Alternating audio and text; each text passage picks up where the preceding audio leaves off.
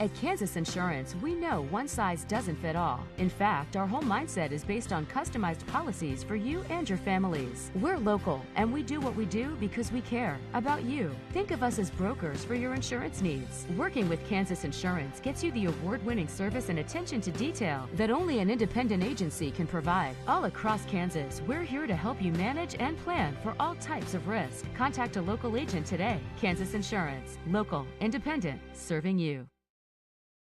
A great collision on the field? Awesome. An awesome collision on the road? Not so great. If that bad play does come your way, take your car to S&S Auto and Body Shop in Tonganoxie.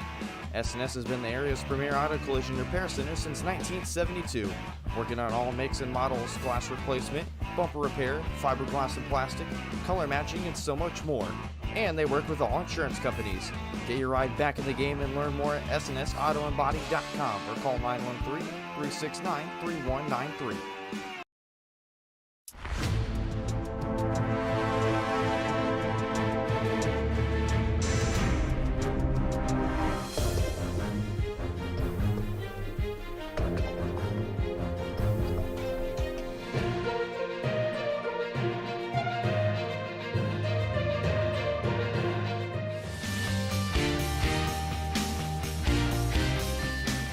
For a winning team, contact White Birch Properties, the real estate MVPs.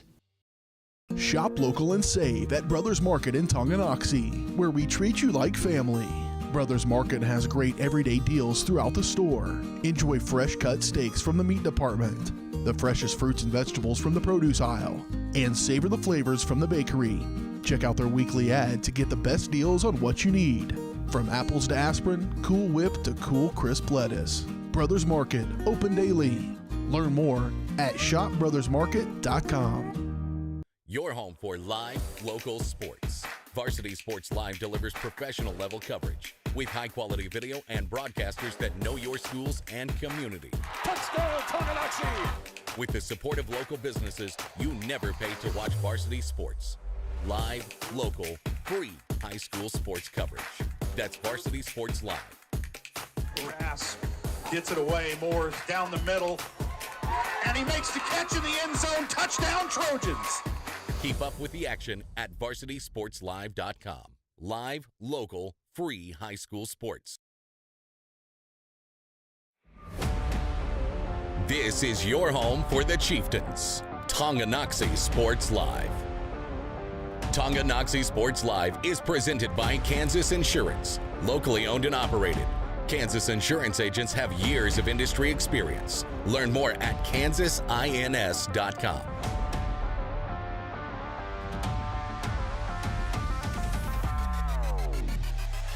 They're going to go for the tie or the lead. Drive it in like they want to go for the tie. Jason Bird able to kiss it off the glass. Broncos still in that zone. Shawnick penetrates, right hand, count the bucket! A chance to tie the game at the free throw line. That's job keeping the hip back, getting behind him now. Can he lift him up and bring him down? Executed perfectly for Brady Martin. Trying to make it too risky, and he does turn him. Tyler Chris, can he get the pinfall? He did! He does it! The young freshman is the 106 regional champion. It's time for the Chieftains on your home for Tonganoxie High School Athletics. Tonganoxie Sports Live. A long stretch of the winter sports season brings us here, the final home game of the 2025 winter sports season, as the Chieftains host the Baldwin Bulldogs. Was supposed to happen 6 days ago, but Mother Nature said, let's push it back 6 days. Has us on a good stretch here over the next couple hours here on Tonganoxie Sports Live, presented by Kansas Insurance. They believe in taking time to issue personal care and attention to each individual client. To see how Kansas Insurance can help you protect what matters most, call 913-369-6600 as we cruise along to the S&S Body pregame show. Get your ride back in the game. Learn more at snsautoandbody.com or call 913-369-3193. Dylan Funk alongside Dennis Drennan as always. Final regular season doubleheader here at home. There could be a couple things that could break. We could be back here potentially for a playoff game. But where things sit right now, this is anticipated to be the final matchup here at home for both the boys and girls squad. It is also senior night. Like we mentioned, it was supposed to be last Tuesday. Winter storms rolling through, pushed it back to tonight. So we're going to have action here tonight. We'll be back on the road at Ottawa tomorrow to wrap up the regular season basketball broadcast. And then we will wait and see as far as playoff action is considered. But let's talk about the games coming up here in just about 3 minutes from now, away from starting lineups and such. Lady Chieftains coming in today, partner, now 10-8. They've won double-digit games in a season for the first time since that 2011-2012 season. We've talked about all so much throughout this season. They're 6-6 now in Frontier League play. They're coming off a double-digit win on the road this past Friday on the road at Paola. They started the season 6-2, and now they're falling to 10-8. So that tells you there's been a little bit more on the losing side over the past about month and a half or so, but it's been more of kind of a consistency thing. You win one, they lose one. That's kind of how it's been, a little bit of a 500 pattern. Looking to break it here tonight against the Baldwin team, who beat them pretty good last time they faced, all by 30-plus points. Yeah, I really look for a different game tonight because this Lady Chieftains team is much better than it was when they faced off the first time. Yeah, that was in the middle of a stretch where the offense was really slumping. Alyssa, they had the game against Eudora, then on the road at Baldwin a few weeks ago. Alyssa Shonick in that Baldwin game held 3 points in that game. The rest of the offense, I believe the lead scorer was Adeline Johnson with 6 points. Everybody else was under that minimum. Definitely need to bring that better here tonight. Both these teams right about middle of the pack in 4A. Tonganoxie currently ranked 10th. Their playoff matchup, we can kind of start to forecast this as this goes in the final week for everybody. Tonganoxie currently the 10 seed. They would be at Wamego for their first playoff matchup. Wamego would be the 7th seed. The winner of that would more than likely go on to take on the 3 seed Topeka Hayden Wildcats up and in Topeka. Meanwhile, for Baldwin, they're just a spot above the Lady Chieftains, currently 9th in 4A with a 12-6 overall record, 7-5 in league play. They're coming in pretty with a hot hand. Winners of 3 of their last 4. Like we mentioned, they won the last matchup 55-20 against Tonganoxie. Expect a different matchup, a different game. Everybody, including Coach Eckert and his team, especially here tonight. Like we mentioned, it is senior night. It is anticipated all these senior night festivities. I believe it'll be, since there's no seniors on the girls' teams, it'll be boys basketball, dance, the Chieftain Stars team, and the cheer squad as well. I think so. All 3 of those 3 teams collectively, their senior nights will take place in between the boys and girls varsity matchup. Of course, we will have those streamed for you right here on Tonganoxie Sports Live. You've been watching the S&S Body pregame show as we get ready to send it down for our starting lineups in this evening's contest. These are brought to you by Wizard of Paws, Tonganoxie's family-owned pet grooming salon with a combined 48 years of experience. Schedule your pet's appointment today at wizardofpawstongi.com. Getting with a little bit of an earlier start here tonight as usual. JV matchup wrapping up a few minutes earlier. As now we just send it down, waiting for the final few moments, getting the starting 5 for both the Chieftains and the Bulldogs. Second and more likely final matchup between these two, unless they meet in the postseason later on down the road. More likely that matchup will be happening in Salina if it does happen, which I think if you tell both these teams, they're going to take that right away. It does not matter. But we got the second and final regular season matchup here for you right now as we step aside on Tonganoxie and Baldwin Sports Live as we get our starting 5. We invite you to remain seated at halftime of tonight's game for a performance from our Chieftain cheer team. And now, let's meet tonight's starting lineups. For Baldwin, number 1, a 5'4" sophomore, Shay Griffin. For Tonganoxie, number 1, a 5'3" junior, Melissa Shauna. For Baldwin, number 2, a 5'3" junior, Chloe Neufeld. For Tonganoxie, number 2, 5'6" junior, Kalia Baldwin. For Tonganoxie, number 13, a 5'7" senior, Lauren Bird. For Tonganoxie, number 15, a 5'4" junior, Emerson Maslach.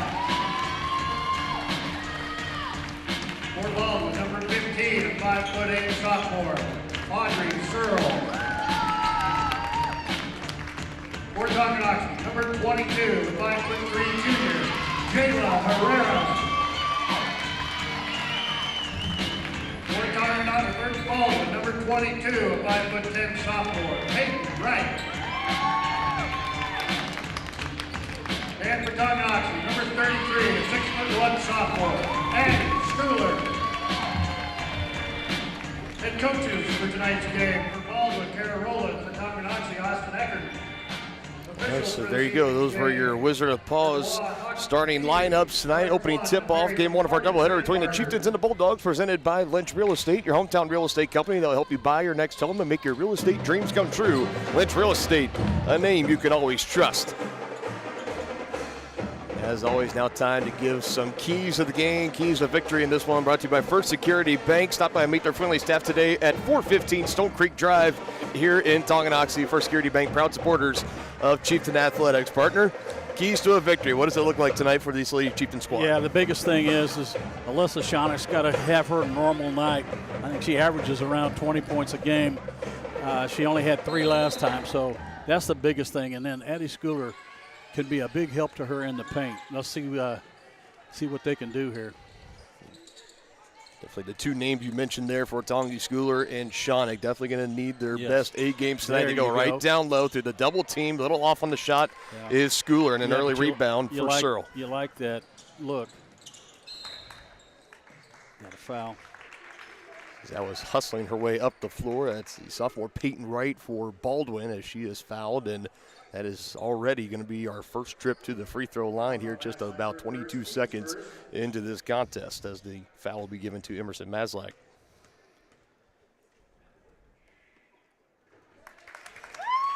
It's a nice stroke.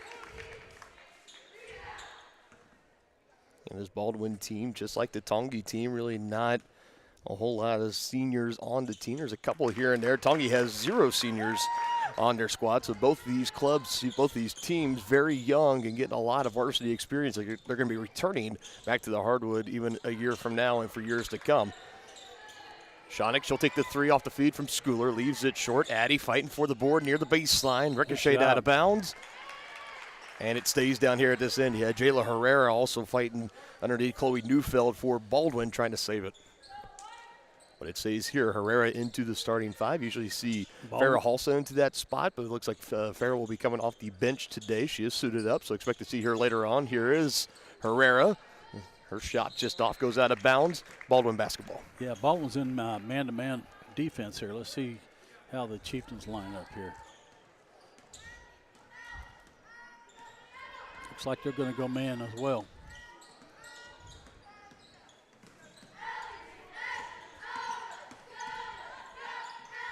Back it down is Searle, now hands it off on the baseline, drives, pivoting around was Neufeld. Now it's in the hands of Griffith up top. Going to drive right, has Jayla Herrera right in front of her, coming up 10 seconds on the shot clock. Skips it back to Searle, who give it right back to Neufeld. Gets the call from head coach Kara Rowland. Got an attack here, under 5. She does just that. Open lane on the left, able to penetrate. Can't finish on the lay-in. Here comes Tongi back the other way with Shonick on the right side. Had it poked loose, has to kick it away. Overhead from Baldock to Herrera, down low again to Schooler. Multiple purple jerseys. She's going to go up and just off on the glass, almost able to track down the board, but it's Laurenberg that controls. Baldwin's collapsing on her when she gets it in the paint, which is that's solid defense. You can tell anytime she touches it, 2 or 3 purple jerseys immediately closing in on her. But that means one of her teammates is open for a shot. Exactly it. Stop on nearly. Looked like a travel. Could have been a travel call. They let things go. Pop up, no good. Baldock grabs down the board on the miss from Berg. Both teams pretty cold so far. Only points are from the line. Behind the back, Shonick with space. Takes the 3, can't knock it down. On the board here for Neufeld. Partner, it almost looks like Alyssa knows she's got to have a big game tonight in order for them to have a chance to win. And that's another thing underneath you really cannot afford to have. That was a nice dish inside to Audrey Searle. She had 1 shot missed, able to get her own board. You got to find a way to limit these Bulldogs to just 1 opportunity per possession, as that's a second team foul underneath for the Chieftains as they give it to Kalia Baldock for her first. And back to the free throw line, where so far all 3 points in this game have come from.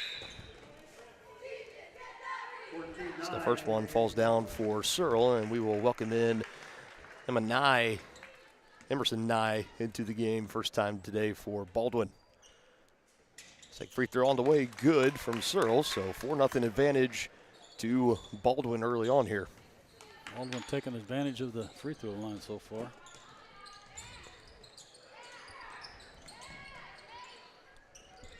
Drive by Herrera. Back out. Baldock, another three on the way for Tongi. Haven't hit one yet. Still looking for their first point as we close in on 5 to go in the first quarter, 3 minutes in. I don't think they want to give up on trying to get it inside. I think that's the best form of attack for the Lady Chieftains. Griffith that time was able to penetrate, and they're going to get the foul on Shonick, raking the arm as she was trying to knock that ball loose. And just like that, a pair of substitutions will come in for Tongi with Halsa alongside Kaylin Weehee as they check in. Kalia Baldock, Emerson Maslak will check out. Long range two, good. Yeah, I think coach is trying to get a little bit more height in there. That was Lauren Berg that decided to take that shot. Nobody in a white jersey really in the same zip code as her, so plenty of space, takes a shot just like it's pregame warm-ups. And like we've said over the years, partner, with Weehee getting this extra time on varsity as a freshman, they can only make this team better. Shonick dribbling a kick out, three on the way. Halsa trying to knock down her first, but it does not go. Putting up a lot of threes. See him drive and attack the paint. That's what Berg is looking to do here. She does just that and count the bucket. So an 8-0 run thus far for Baldwin. Berg looking to make it a 9-0 run. And that's already the fourth team foul now for Tonganoxie. Yep. And the second on Alyssa, so you can definitely do not like to see that early here.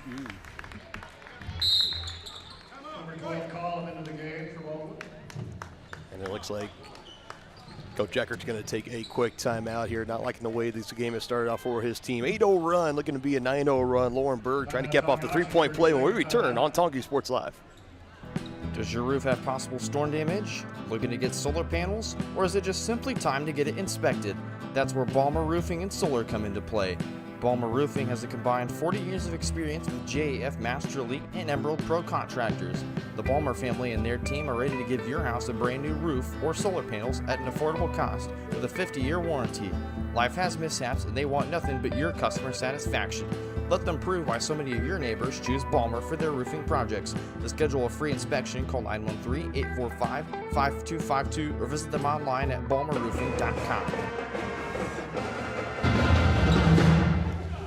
Lauren Berg back to the free throw line as Baldwin offense has been off to a good start here. They got their first 4 points of the game from the free throw line, and they get point number 9 there as Berg able to cap off the three-point play. A 9-0 run here for the Bulldogs, very similar to how they kind of started the first matchup back in January against the Chieftains. They just got out on a quick start, got in front, double figures early, never really looked back in that game. That ended in a final score of 55-20, so a 35-point win for the Bulldogs. And a lot of the shots so far here for Tongi have been from downtown. Another one there for Herrera missed, and it's an ice-cold shooting night. Here's an open look. That one doesn't go. An offensive board, going to clear it back out, Neufeld. And another chance here for Baldwin. Chieftains need to block out. Berg right back inside, goes through Schooler and Weehee and count the bucket again. Chieftains need to get a stop here. Lauren Berg off to a good start, 7 of the 11 belonging to her. Chieftains in desperate need of an answer here. Maslak looking for an answer. Hard iron, pulled down underneath by Berg. They're not even trying to get it inside. Takes the three. This is Searle, and she knocks it down. A straightaway look for Audrey Searle. 14-0 run. Take it to the hoop. Weehee is fouled. So the first chance for really good points here for Tonganoxie is going to come at the free throw line. The first team foul coming at the 3-minute mark here for Baldwin. Weehee at the line shooting 2. First foul of the game for Berg. Weehee will go to the line, and she rattles the first one home. 22 right into the game for Baldwin. Now bring Peyton Wright back off the bench for the Bulldogs. She'll bring out Chloe Neufeld. Weehee looking to knock down the back end of 2 free throws. High arc and leaves it short. A little bit too much on that one.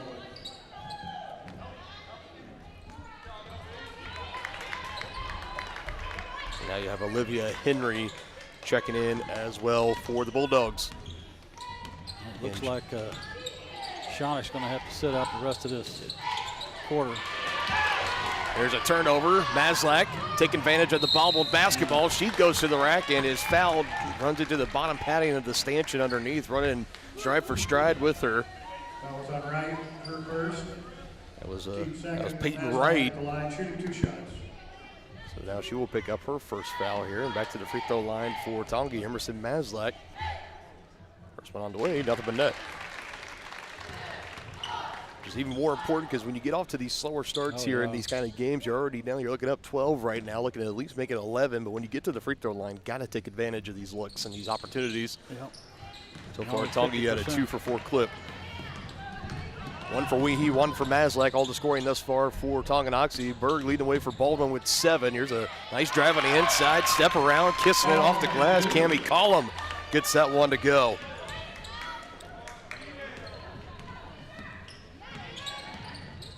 Maslak, I think he tried to pass that off at the last second. Was looking for Weehee, but they call it an offensive foul. As initially it looked like they were going to say a foul on Baldwin. Wow. Out of control foul on Maslak, what the official says. Coach Eckert voicing his displeasure. Really got to be upset. careful not to pick up an early technical. It's a 15 foul now in this first quarter. So 2:25 remaining. Baldwin in the bonus the rest of the way. Yeah, they don't need any help. That's now 2 fouls on Shawnick, 2 fouls on Maslak, 2 of your leading producers and leaders of this team in foul trouble, and both currently on the bench. And Baldwin going right down underneath, but a whistle will stop that possession. They were trying to go underneath to Olivia Henry, had a good look. So you got Hulsa, Herrera, Baldock, Schooler, and Weehee, the 5 out for Tonganoxie. You mentioned Maslak and Shawnick both in some foul trouble. Here's a nice behind the back motion from Herrera, gives it to Schooler, and a double dribble, and she had a hard time handling it initially, wanted to get off and go, but the double dribble comes in. Turnovers have been a problem for the ladies all year long, and it's rearing its head again.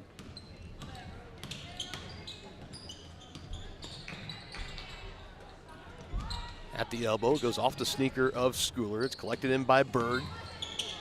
Goes over to the far corner on the way. Collum, no good. Off the heel, and Hulsa pulls down the board for Tongi. Driving near the baseline, bobbled it, and basically working as like a 3-on-1 trap there. 2 purple jerseys plus the baseline. It was really tough position for Herrera. Bobbled it off her own self. Another turnover here for Tongi. They have not been doing themselves any favor this first quarter. They really haven't. Goes in the final minute and a half. Somehow Wright was able to collect that, had it poked loose. Nobody got on top of it. Berg collects. Was looking for her 8th and 9th points there, but can't get it to fall. A good look nonetheless off the kind of slight delay there after that ball was put down on the court. Baldock will put it on the ground, going to her right, hands it off to Weehee. I don't know why they're not posting Addie. Yeah, there's really nobody in the lane. Everybody is beyond the 3-point line. Now they got Weehee at the low post. Herrera trying to drive, good spin move, create space, trying to pass it out. Colliding with each other. Initially on that hand it was Nye, and now it's in the hands coming up the floor of Collum as she'll slow things down. Another takeaway here for Baldwin. Berg thought about the 3, head fakes, get by. Clean block from Schooler using the long reach to her advantage. Drive in, Nye gets it to go. Excuse me, that's Collum. Baldwin's just attacking the paint. So even when Tongi's able to get a good defensive stop, the block there from Schooler goes right to a purple jersey, and credit to Collum, goes right down the baseline, a little pop shot, and it goes in. Now a 16-point lead. It has been all Baldwin in this first quarter, under 15 to go. Herrera, 3 on the way, good. And a much-needed one there for Tonganoxie on an offense that has not found its footing in this first quarter. A potential great into it there, and now a stop on the defensive end. It goes out of bounds, horn sounds. Are they going to add on a 10th of a second or 2? It looks like we will just go to the second quarter. So that three from Jayla Herrera is how we close out the dominant first quarter by the Bulldogs. They lead at 18-5 as we'll be back with second quarter action on Tonganoxie Sports Live. Hi, do you offer insurance bundling? Enter authentication code to start transaction. Where would I get the code? Please enter code. Okay. Sometimes humans are just more helpful. Wrong. Let's talk about bundling and see if there are other ways for you to save with a super check. That sounds great. Here, take a look. Farm Bureau Financial Services. It's your future. Let's protect it. Contact Farm Bureau agent Tex Vandervoort in Tonganoxie today. First State Bank and Trust is with you wherever you are with complete online banking. Cheering on the Chieftains once again? Why not pay your bills online? Waiting on your kiddos to get out of school? Seems like a good time to make a transfer. Or how about making a deposit from here? Back in the gym for another night? Why not get an e-statement while you cheer on Tongi? And of course, at First State Bank and Trust, you can always bank from right here. Come on in and see us and get your very own Chieftain card. To learn more about all the great ways to bank with First State Bank and Trust, go to firststateks.com.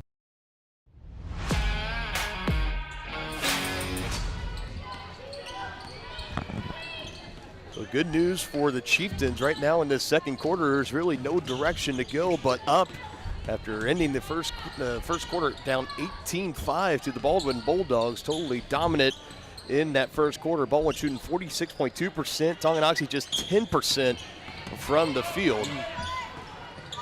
Here's another nice drive around and able to get it to finish. That's Shea Griffith.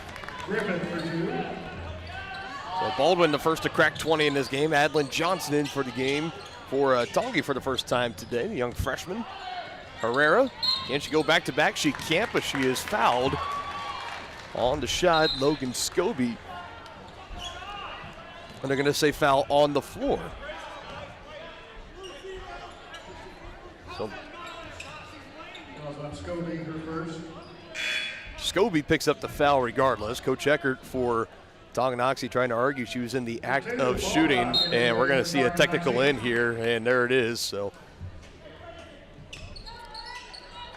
it's not the biggest surprise here, I don't think. There definitely have been a couple of things that have gone not the way of head coach Austin Eckert, first-year head coach for the Chieftains, and that will slow things down as we're going to come back to this end of the floor, and we're going to have some technical free throws here for the Bulldogs.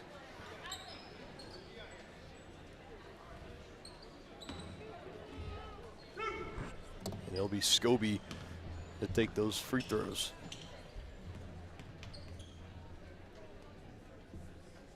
So now looking back, I mean, shot was definitely up and in the air. Whistle didn't even come in until, I mean, it was coming off the rim, off the board, and I can definitely see the frustration for Coach Eckert of why he thought that it should have been a shooting foul, which I'm following the ball up through the air. I know you're running it over there, but nonetheless, I mean, that stops another potential Chieftain possession, which looked like was going to be 3 Jayla Herrera free throws. Instead, it is 2 free throws for Scobie off the technical foul for Coach Eckert, and Baldwin gets the basketball. Scobie went 0 for 2, so it stays 20-5 underneath. Good post move underneath, and Audrey Searle having a pretty good game herself. Lauren Berg in there as well. Off to a good start for the Bulldogs. Berg's got 7, Collin with 4, Searle with 7 as well. So her and Berg leading the charge as high off the glass, can't get it to fall through contact. Emerson Maslak will go back to the line for Tonganoxie. We also mentioned 2 turnovers being a problem. 4 in that first quarter for Tonganoxie, just 2 for Baldwin, but definitely the shooting percentage from the field, just 10% for Tongi, 12.5% from downtown, 50% from the free throw line, and you're looking up right now, you definitely got to try to get more production on the floor. Well, they're taking so many three-pointers, you know, those are low percentage shots. They're not able to get the ball into the paint and finish effectively. Addie Schooler back on the floor. She joins Maslak, Johnson, Herrera, and Shawnick, who was limited in that first quarter after picking up 2 personal fouls. Her and Maslak each with 2 personals. Both are still out on the floor. Maslak knocks down on the back end. 22-6 ball game now. Searle underneath. Nice move, just going right at Schooler. Yeah. Searle for 2. now the leading scorer for the game and for the Bulldogs, Audrey Searle with 9. Knocking on the door of double figures. Could be a potential double-double game for her. Schooler underneath gets one to go off the glass, and a much-needed one again for Tonga. She was able to finish off the feed from Alyssa Schoeneck. Need a lot more of that.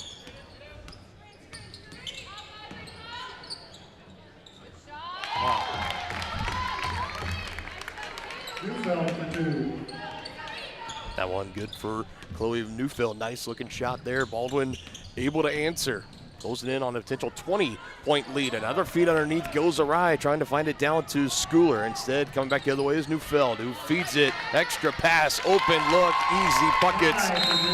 Emerson Nye, and another timeout will be taken by Tonganoxie. No weak side help there by the Chieftains, and that's just what coach is going to talk to them about. It is now a 20-point lead for the Bulldogs, starting to run away with this one, looking to put it away potentially. 28-8, Baldwin on top of Tonga when we return on Tonga Sports Live.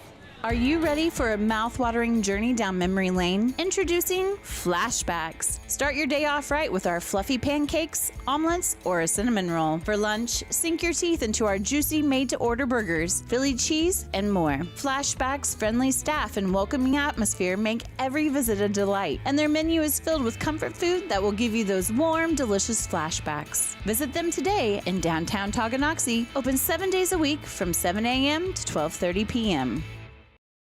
Inviting, connecting, serving, and growing. That's Grounded Coffee House in downtown Tonganoxie. Enjoy the best cup of coffee in town 6 days a week and pair it with freshly made from scratch pastries, muffins, cinnamon rolls, and so much more. Plus, check out their beautiful event center, Grace Hall. Perfect for your next gathering, celebration, wedding, and party. All profits go towards local and international charitable projects and organizations. Drink local, support local at Grounded Coffee House. Place your order for dine-in or carry-out at groundedcoffeehouse.tonganoxie.org. Tongi back with the basketball, down by 20 as they are in desperate need of an offensive surge here. Need to go on a little bit of a run to try to cut into this deficit. Johnson trying to help, can't knock down the three. A good offensive board, can't finish on the touch is Schooler. And last out of bounds on Schoeneck. Another arrow going the way of the Baldwin Bulldogs. Well, it's a good rebound by Schooler. She just wasn't able to finish on the putback. We've seen it for Addie. That was the goal early here for the Chieftains, was to go down low. They wanted to get it to Addie Schooler. They fed it to her the first 3 or 4 times. She was double, if not triple teamed on those efforts. So that led her to start passing them out. The three-point shooting has been very cold for Tonganoxie. Outside of the 3 at the end of the first quarter for Jayla Herrera. Outside of that, it has been 0 from beyond the arc. I'm coming from the free throw line. Addie Schooler with the field goal. She's got 2 points. Hands it off to Schoeneck. That's the shot up. A little partially deflected by Nye. They're going to call the foul.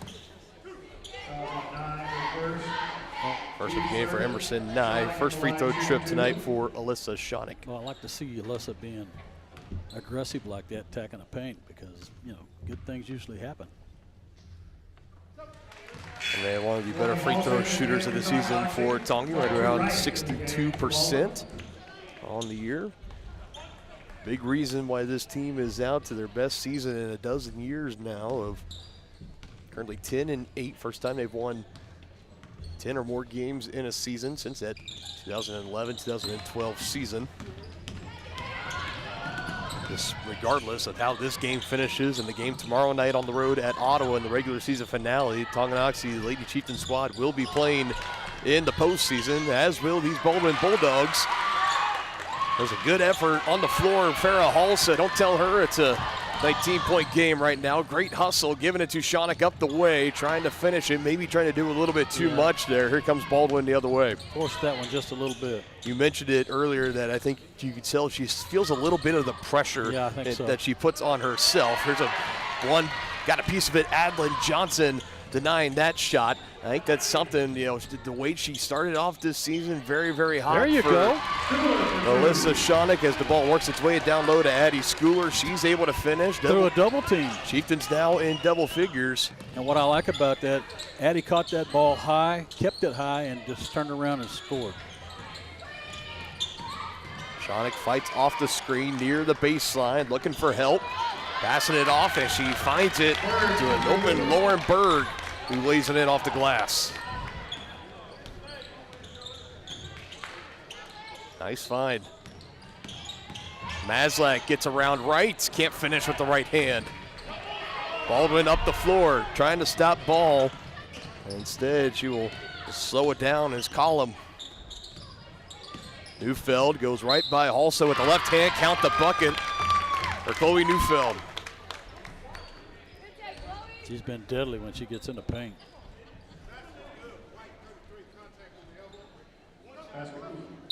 Good by Neufeld.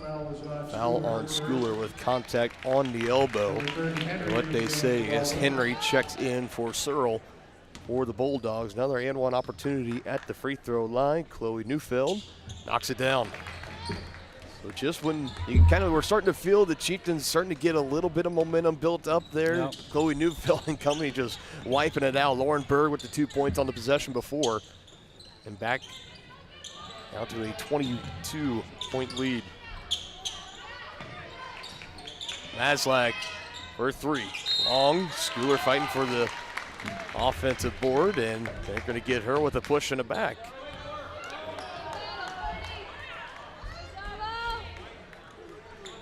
So for Addie, who this season, that's really been one of the big knocks on her and her performance, that she does tend to get in foul trouble fairly early on in games. She had 0 throughout the first quarter, was chugging along pretty well as we're under halfway here to go in the second quarter in the first half, and she picks up 2 fouls pretty quick, so that brings her out of the game with her 2 personal fouls, and more than likely will sit this remaining 3 minutes. Here's Shonik just intercepting that one, and a foul will be called on Henry, trying to go for the jump ball there, was trying to twist it out of the hands of Shonik. Only problem is she threw Shonik down to the ground. That's how tight of a grip Alyssa had on that basketball. First of the game on Olivia Henry, so we dip under 3 to play till halftime. 22-point lead for Baldwin. Jumped down this game to a 9-0 run, have not looked back since. Tongi trying to close that gap. Maslak takes it in, couple of bounces, and it does not go on the back iron. Loose ball near the baseline. Weehee comes flying in at the last second, and a whistle comes in, but I believe it was a timeout for Baldwin and Coach Kara Rowland to keep possession with her team. As I didn't think she had possession though to call timeout. It was pretty close. She kind of had it on the ground, trapped to her hip or around to her back, and timeout comes in. It looks like it is just a quick 30-second timeout, so it will stay Bulldog basketball right now. This presentation of Chieftain Athletics Night presented in part by the Tonganoxie Public Library. Why pay for downloadable audiobooks when you can stream them for free with a Tonganoxie Library card? Download the Libby app or visit the library's website to learn more. Also by Kansas City, Kansas Community College. Whether you're in high school or after graduation, KCKCC is in your backyard. Check out how college can help you today at kckcc.edu, the official higher education partners of Tonganoxie Sports Live.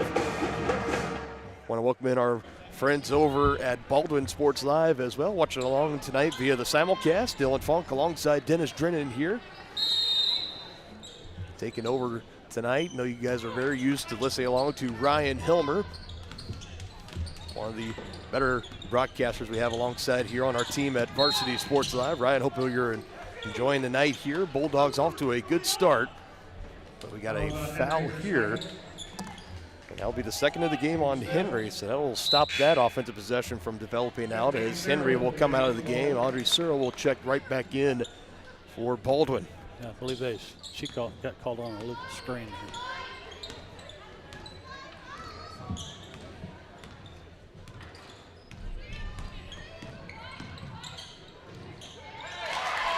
Shonik for 2. Shonik finishes with the right hand from the left side. Nicely done.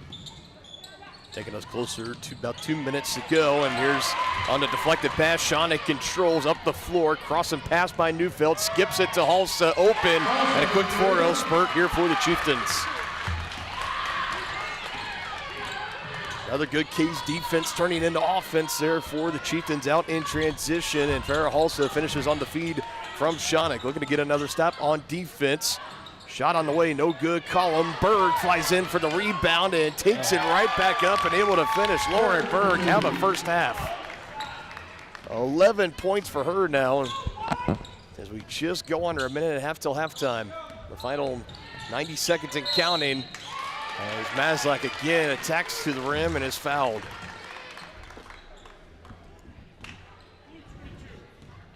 Fouls on Wright, her second. Second personal foul for Peyton Wright. Maslak at the line. Emerson Maslak back to the free throw line. Sorry, 5 team fouls now for Baldwin, just 3 in this quarter for Tonganoxie. Multiple players on both teams with 2 or more personal fouls. I don't believe we have anybody at 3 yet. Both coaches have done a good job of any players getting in any type of foul trouble, bringing them out of the game, sitting them. It's part of the reason Addie Schooler has been off the floor right now. She picked up 2 quick fouls under 3 minutes to go in this quarter. Looks like we will see her back into the start of the second half. Maslak goes 2 for 2 on that trip.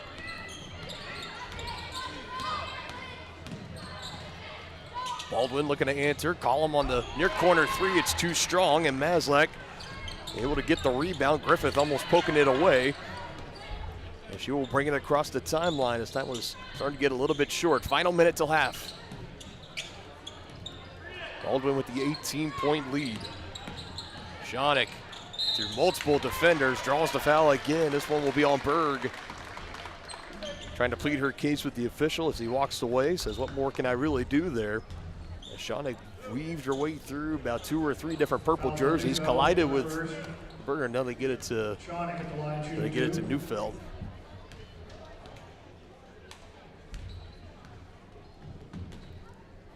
So just the first of the game for Chloe Neufeld.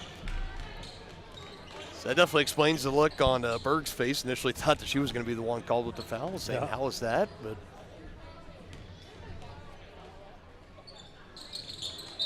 free throws for Schoenig, goes 1 for 2. Brings Jayla Herrera back out on the floor. Alyssa will come out. And with the clock stop, potentially, Chieftains with the basketball, you could see Coach Ecker put her back into the game. We're approaching final 45 seconds. He doesn't want her to pick up that 3rd foul. It's under a minute to play. Searle draws the double team, finds it to Berg, gets by Baldock. Another finish with the left hand. Laura Berg, it has been almost too easy tonight for Lauren Berg.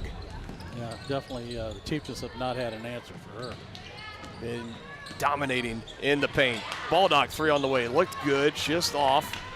Under 20, shot clock is off. Baldwin could hold for the final shot on this possession. Let's see what they want to do, and it appears the way Neufeld backed it off there, they want to chew out this remaining clock. 10 seconds now.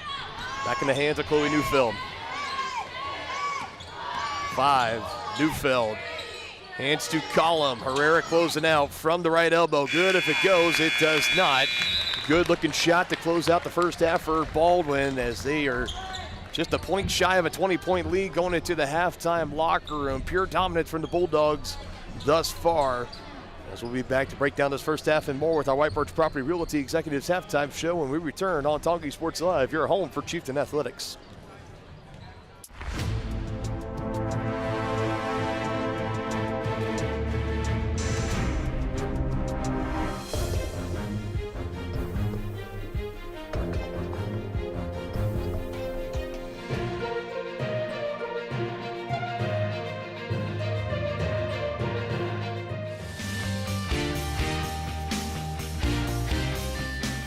For a winning team, contact White Birch Properties, the real estate MVPs. Tonganoxie is the ideal location to start a business. That's why the Tonganoxie Business Association has strived towards a common goal of adding value to businesses and the community since 2015. They assist in providing improved services for customers and visitors, encouraging and enhancing businesses, and preserving historical and cultural assets. Follow them on Instagram for the latest and upcoming event information and become a member today by visiting their website, TonganoxieBusinessAssociation.com. Proud supporters of Chieftain Athletics. The Tonganoxie Recreation Commission is committed to creating community through parks, people, and programs. And now, with their all-new activity center, the Tonganoxie Rec Commission can do even more. Tongi Rec understands the benefits reaped through recreation are endless. Tongi Rec has a long list of classes, activities, and programs for the young and young at heart. For program pricing and schedules, call 913-845-3502. Visit them at the all-new activity center at the Tonganoxie High West campus or go to tongirec.org.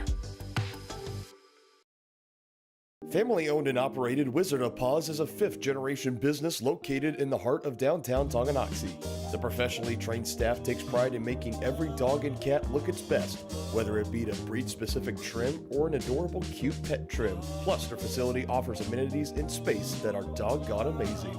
Call Wizard of Paws to make your appointment at 913-416-0255 or visit them at 406 East 4th Street in Tonganoxie.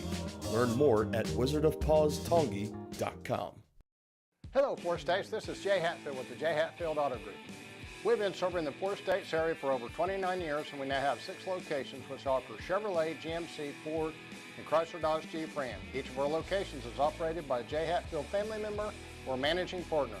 At Jay Hatfield, we're here to earn your business and trust. We have approximately 300 pre-owned and 300 new vehicles in stock or on their way, and we're making deals. Come see us at Jay Hatfield location today and let us make you part of the Jay Hatfield family. Are you ready for a mouth-watering journey down memory lane? Introducing Flashbacks. Start your day off right with our fluffy pancakes, omelets, or a cinnamon roll. For lunch, sink your teeth into our juicy made-to-order burgers, Philly cheese, and more. Flashbacks' friendly staff and welcoming atmosphere make every visit a delight, and their menu is filled with comfort food that will give you those warm, delicious flashbacks. Visit them today in downtown Tonganoxie, open 7 days a week from 7 a.m. to 12:30 p.m.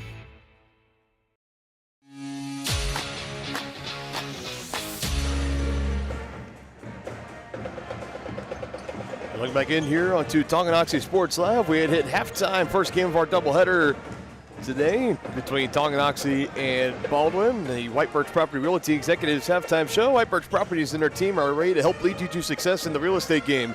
Visit them at 1203 State Avenue, Suite B in Tonganoxie, or call 913-417-107 to speak with one of their agents today. Dylan Funk alongside Dennis Dridden. Halftime score, Tonganoxie 18, Baldwin 37, a 19-point lead for the Bulldogs. And if anybody is in the doghouse right now, I think you got the Bulldogs. They're out rolling around in the grass right now. They've really have enjoyed how the way that first half went. I mean, they got out on a quick 9-0 run. They ended the first quarter outscoring the Chieftains 18-5, and then they put up 19 more in the second quarter at 19-13. Baldwin still winning in that advantage. And we've seen a couple of these timeouts for Tongi, and it's been some pretty high-spirited conversations so far. They know that they can play better. Coach Eckert wants to see his team play better. And the players want to try to play better too. Yeah. But so far in that first half, at least for the majority of the part, it definitely was not going their way. Well, it almost looks like the Chieftains are pressing. They haven't looked sharp at all. But the biggest thing that jumps out to me, partner, is the rebounds. If you look at rebounding, it's total rebounds 20-9 in favor of Baldwin. Right. Yeah, and that's just killing them. And defensive rebounds, they're ahead in that regard too. I mean, defensive rebounds, they got 16, and offensive rebounds, they have 4. That means they have extra chances. So not a good half for the Lady Chieftains. Hopefully they can put it behind them. They only shot 23.8%. Right. And Baldwin shot 55.6%. Baldwin doing a good job from the line. They're hitting 75%, 6 of 8. And the Chieftains hitting 58%, 7 of 12. So going to have some better numbers than that this second half if the Chieftains want to come back. Run through the point totals real quick. We'll start first with Baldwin. You have Griffith with 2, Neufeld with 5, Collin with 4, Nye with 2, Searle with 9 underneath, with Peyton Wright with 2 right after that. But it's been Audrey Searle with her 9 points, 3 of 5 total from the field. And you also have Lauren Berg in there, 13 points for her, 6 of 9 shooting from the field. Both that tandem of Searle and Berg, they had just been nearly unstoppable so far in this game. And looking at, trying to look for points. Is there a points in the paint, Martin? There is points in the paint. It only has it at 4-0, which I know that is not the That is not the total for that, but that is where Baldwin has been doing their damage. It's been inside, down low in the paint, and we mentioned with some of the foul trouble for Tongi, we saw Shonik and Mazlak were very limited over half of that first quarter. Schooler missing the final few minutes of the second quarter with her foul trouble as well. But definitely, we're talking about keys to the second half by First Security Bank. For Tongi, you definitely got to find a way to collapse a little bit on the paint in the lane. You cannot let Berg and Searle just continue to come out and dominate. And as for offense, it's the exact opposite. Need to try to get it down into the paint. We saw him try to do that early with Schooler. The first handful of attempts, she was facing double or triple teams. They were trying to kick it back out, see if they could get the hot hand going from three. They have not been able to. That first half, 1 of 11 from downtown for Tongi. So odds are showing they might get a couple more to fall in this second half, but nothing super drastic enough for them to keep firing up to put up 11 more in the second half. Got to try to find a getaway down low, get Schooler, Weehee, Baldock, somebody, I'm not sure, try to get the pick and roll game going, get Shonik free, let her try to go to work. So we saw it in that second quarter too, when they were able to get momentum going down inside on the drives, whether it was Mazlak or Shonik or whoever else it was. They were able to draw some contacts and get to the free throw line. That can also be used to their benefit in this second half as well. Trying to come back from now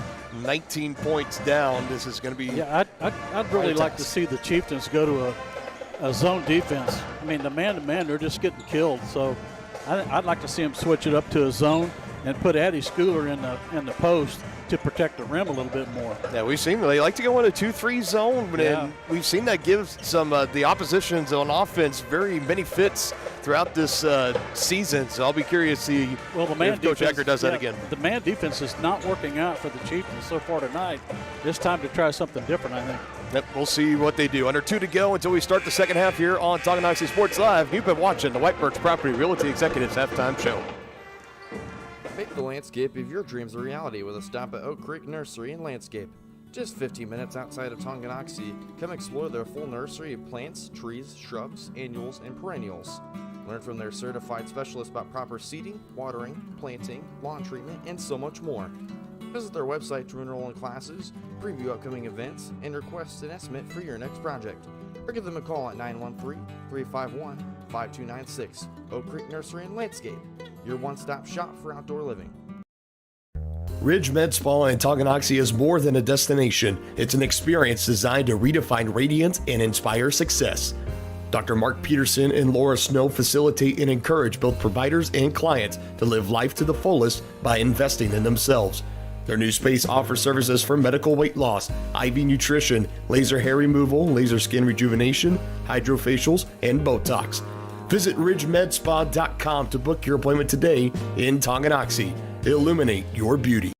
The same look and location of a classic drugstore with the services and supplies of a modern pharmacy. That's what you'll find at the Downtown Drug Store in Tonganoxie. Of course, Downtown Drug is the local choice for your prescriptions and health needs, but did you know they have the best selection of Tonganoxie Pride and Chieftain game day gear in town? And a whole lot more. Cards, gifts, home decor, and even the best way to satisfy that sweet tooth. The Downtown Drug Store. Call 913-369-3800 or visit them online at thedowntowndrugstore.com.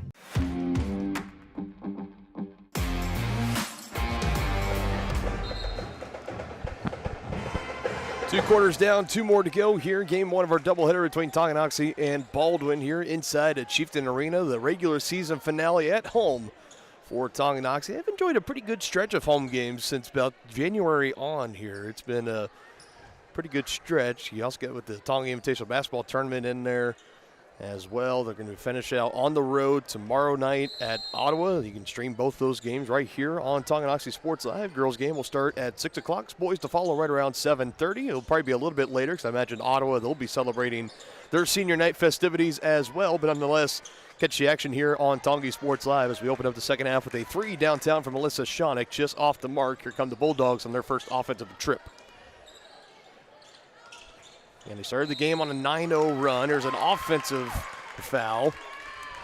They'll give that to Wright as she ran right through Jayla Herrera. It's the third of the game now for Peyton Wright. I believe the first player for either team to have 3 or more fouls, so that makes her come right out of the game. Emerson Nye will check in for her. Not to mention that dominance in the first half for Baldwin. Am I ever going to be able to finish my thought? Now we got the whistles. They're going to bring them back here. So looks like still Chieftain basketball here. But for Baldwin, open up on a 9-0 run. They used an 18-2 run in that first half to really just put the distance between themselves and Tonganoxie. It went out to that 19-point lead at halftime. Now you got the Chieftains. It's still some ball game left to make some magic happen, make some chaos ensue, and there's a good start there. A three in the near corner for Jayla Herrera, her second from downtown. And that's a good step forward in the hopes of Tongi trying to make this big comeback. Chieftains staying in the man defense. Berg right at Schooler, draws contact again, and that's, if you're just joining in, that's been one of the big things on the offensive end for Baldwin tonight. Lauren Berg doing exactly that. Third foul now for Addie Schooler.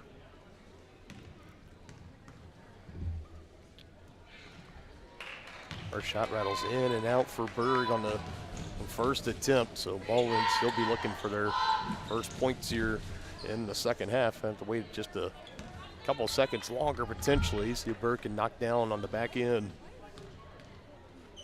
Takes her time, shot on the way, short on the iron, and Schooler eventually collects for Tongi. So wait a little bit longer for Baldwin. Looking for their first points here in the start of the second half. Shonick, head of steam, right side, gets it to go. Shonick for two. Oh, so dangerous when she gets that hesitation, that much hardwood floor between her and the defender and her and the rim. She goes right at it on the right side, able to put enough English on it off the glass to get it to go. There's a three in the near corner. On the way, no good. Loose ball. Maslak had it, clotheslined. Incidental, of course, it was her and Shea Griffith both going for that basketball. Maslak kind of took it right around the chest, head, and neck area, some incidental contact. Jumped right up and was clapping her hands, so yeah, tough young lady. So it was just two players hustling over to the basketball. Unfortunate for Griffith, just kind of got caught in no man's land, picks up her first foul of the game. And Nash picks up her second right there on the reach-in, trying to knock it loose from Shonick. So 2 fouls for Shea Griffith in the span of about 5 seconds of game time. Her second, team's third.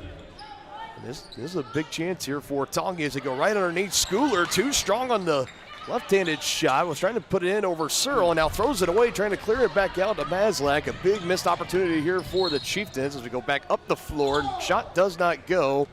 Foul is on the floor. Chloe Neufeld can't believe it. But it'll stay here with the Bulldogs as the foul will be called in on Kalia Baldock, her second. 2 team fouls for the Chieftains, 3 early in this third quarter for Baldwin. Still have about 6 and change to play. Neufeld weaves her way through. Extra pass made to Griffith. Can't knock down the 3, but the long board goes right over to Nye. Barely had to move for it, but here's a travel. That will create the turnover and an empty possession. I think if you're Tongi right now, you couldn't really ask for a much better few minutes of this third quarter to go. You've held Baldwin scoreless, and you're thinking right now for Schooler, she knocks down that good look she had before. It's a 12-point game right now. There's still a chance to do some damage here on this offensive possession. Let's see what they can do. Herrera for 3. And Shonick just takes that one away from Griffith, kicks it in off the glass. And that is just pure determination there for Alyssa Shonick, making that one go, and it's a 7-0 run to start this second half for Tonganoxie. Much needed run by the Lady Chieftains. Berg can't answer. Rebound for Alyssa Shonick. Can bring it under 10 on this possession and be a huge shift. Take it up, Patty. Schooler. Coach Eckert wants a foul, not going to get one on the shot attempt for Addie Schooler. Herrera tripped up. Illegal screen is going to be the call. Trying to get around Audrey Searle, who was pretty planted into the court. Just got enough of that hip, enough of that leg or knee to stick out. And they're going to tag her with the foul. That's Searle's first of the game. Griffith comes out, and Cammie Collum will check in. Be huge if the Chieftains could get this under 10 on this trip. These next few minutes of the game, it's going to go quite a ways in saying how the rest of this game can play out. Schoeneck with the left hand offline. Schooler the board goes up strong. It's now a 10-point game and a 9-0 run now for Tongi. Exactly what the doctor ordered. Now Mazak reaches in, jump ball. Arrow will keep it down here, but that gives the fans here inside Chieftain Arena something to applaud about, something to cheer for, as you can start to feel the crowd coming alive. Coach Eckert, a big round of applause over from the bench as well. He loves what he's seeing from his team to start this second half. Yeah, and Emerson's she's being the spark plug right now. She's clapping her hands, trying to get her teammates fired up. Under 20 on the shot clock. Neufeld and company, still some time to work. Now in the hands of Berg.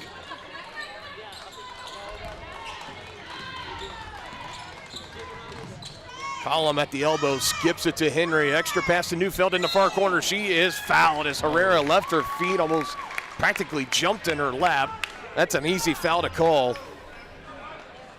Yeah, Herrera doesn't have much of a chance to block that. She'd have been better off letting that ball go.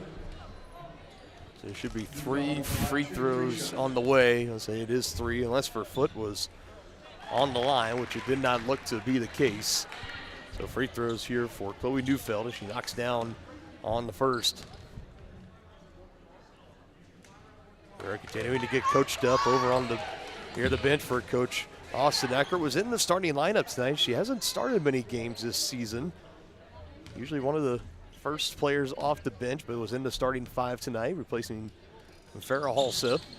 Coach Eckert just tells her, keep playing hard, love your hustle. And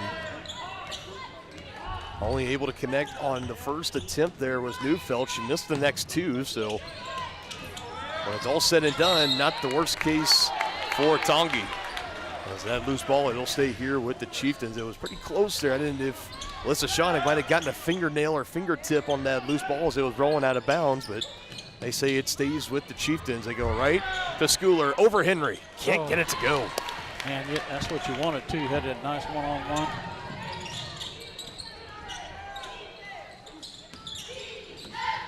Multiple times they've had Schooler underneath one-on-one and has had some good looks, just had a tough time getting the fall into the cup. But here's a takeaway up ahead to Mazak. Big 3 on the way. Doesn't go. Took a couple of bounces, and Berg is there to collect. Chieftains have brought it to within 10. Haven't been able to get it under single digits. It would be the first time since the first quarter if they can do it. There's another one poked away. Herrera diving out on the floor for it. Up ahead, Schoeneck has Mazak, gets it to her. 2 free throws coming up. Eating the foul is Emerson Nye. That's a simple foul of saying you're going to earn these 2 points. We're not just going to give them to you. Yeah, I'd like to see Emerson give a head fake there. Let her go by and then hit the little bunny. Let's see if she can knock him down from the line, though. And she's been the spark for the Chieftains the second half. No question about that. So the foul is on Collum. Now the Chieftains are in a bonus for the next 3 minutes and 15 seconds. Yes, you beat me right to it. Full timeout taken for the Bulldogs. We'll step aside here on Tonganoxie Sports Live. Free throws for Emerson Mazak on the other side. Family owned and operated Wizard of Paws is a 5th-generation business located in the heart of downtown Tonganoxie. The professionally trained staff takes pride in making every dog and cat look its best, whether it be a breed-specific trim or an adorable, cute pet trim. Plus, their facility offers amenities and space that are doggone amazing. Call Wizard of Paws to make your appointment at 913-416-0255 or visit them at 406 East 4th Street in Tonganoxie. Learn more at wizardofpawstongi.com. The Tonganoxie Recreation Commission is committed to creating community through parks, people, and programs. And now, with their all-new activity center, the Tonganoxie Rec Commission can do even more. Tongi Rec understands the benefits reaped through recreation are endless. Tongi Rec has a long list of classes, activities, and programs for the young and young at heart. For program pricing and schedules, call 913-845-3502. Visit them at the all-new activity center at the Tonganoxie High West campus or go to tongirec.org.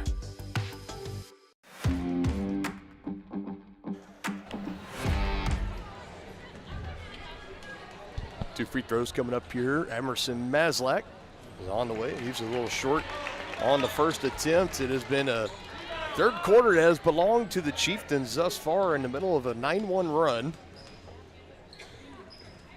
See the back end of this free throw, now a 10-1 run. And back to a 10-point game, 38-28.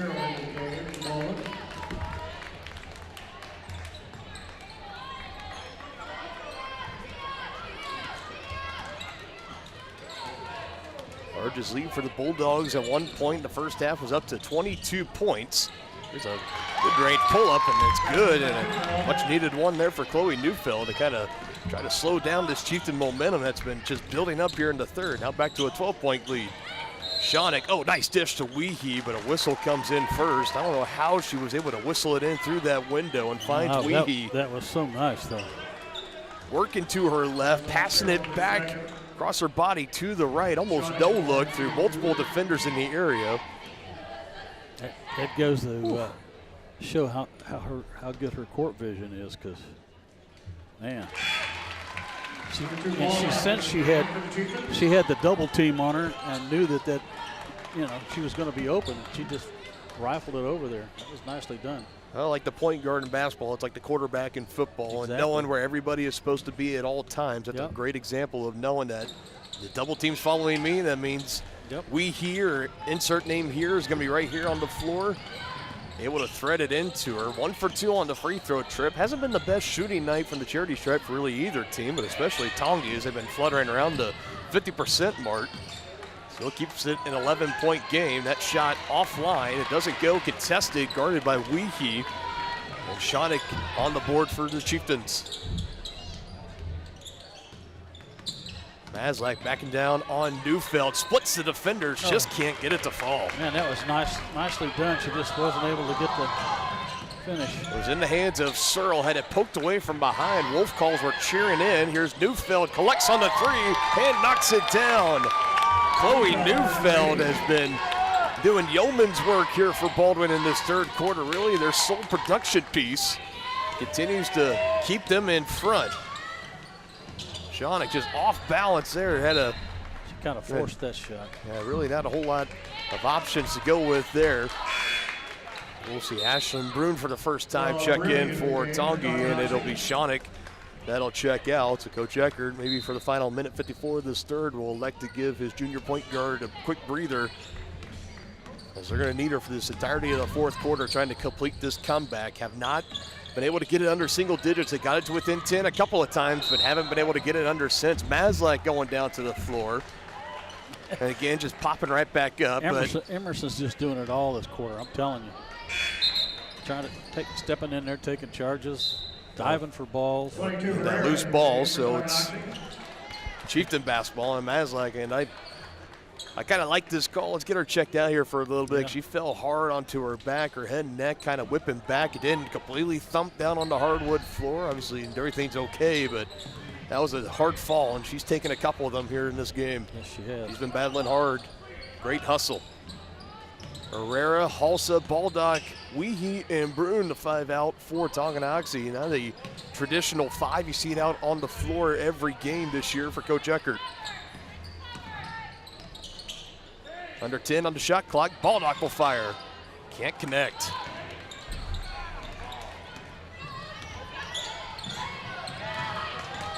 With a head of steam. 2 free throws coming up here. Emerson Nye. First. 4th team foul. Nye the line shooting 2. That's now 14 fouls for Tonga. We're going to see almost a near line change. 4 substitutions coming in right now for Tongi. On the free throws here for Nye. She knocks down on the front end. She had Maslak, Schooler, Shawnick, and Johnson. All 4 will check in. Weehee, Halsa, Baldock, and Herrera will be the ones to come out. So Ashlyn Brune, the freshman, will stay out there. Nye knocks down both attempts.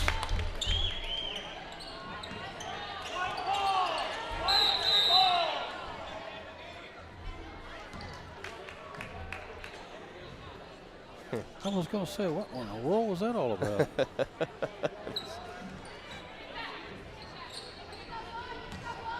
There's been a couple kind of head-scratching moments in this game of,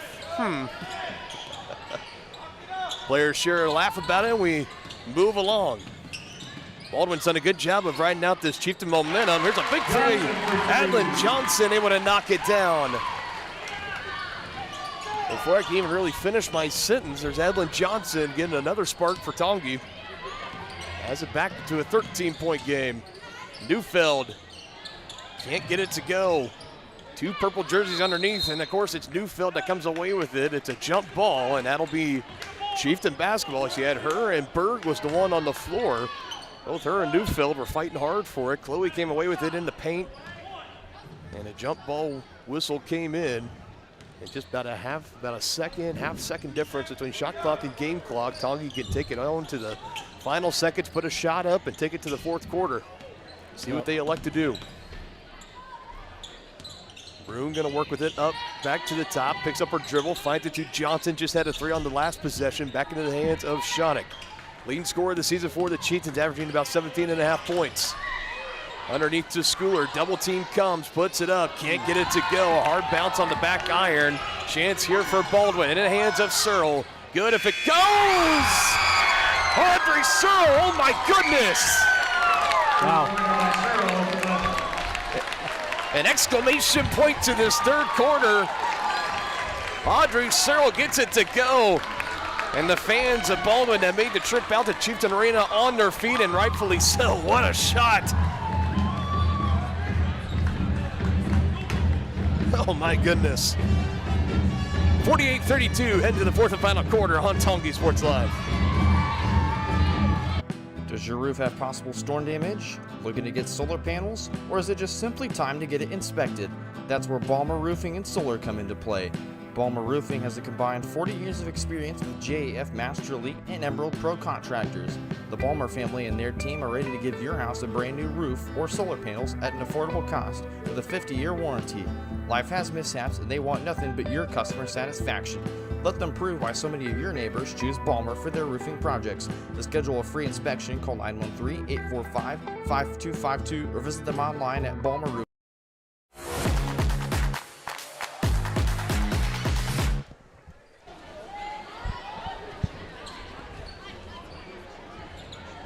So 48-32, it is had the Chieftains in that third quarter. They're in the middle of a 10-1 run. They had it down to a 10-point game a couple of times, but Chloe Neufeld kind of able to take over, and it was capped off by that near half-court / logo 3 for Audrey Searle, and the horn sounds in the third quarter. It makes it a 48-32 contest. Fourth and final quarter coming up here. Baldwin looking to close out the regular season sweep against the Chieftains. That 3 from Shea Griffith is off. Schoenig with the board, brings it up the floor, passes it to her left. Brune for 3 is good.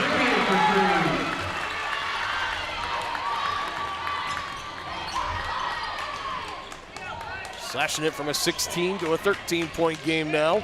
Defense looking to get some stops. It goes off the sneaker of Chloe Neufeld. One of the few mistakes that she has made in the second half. She was spectacular in the third quarter for Baldwin. And that one just goes off of her sneaker. I do that every time at pickup. It's because you have that size 13 or whatever. Yeah, that doesn't help. Chieftain can bring it back to a 10-point game. Johnson, a little forced off the glass, and it's collected by Berg. Adlin Johnson's been doing her part. Her and Brune, both freshmen, coming off the bench in this one. And they provided some sparks when they've needed them, and an offensive foul is going to be called underneath for Audrey Searle. She sends Schoenig going down to the floor.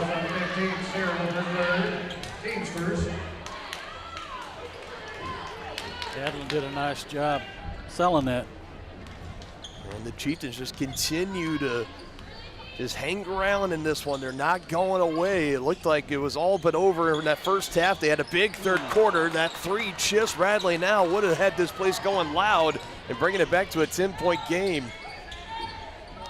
We need to get another stop here. They're just waiting for that big moment, potentially. Either Baldwin's going to go on a run and put the game away, or Tongi's going to bring it back under 10, and who knows how this game could go. And it's another stop taken away. It was knocked loose from Schoenig, I believe. Schooler had it.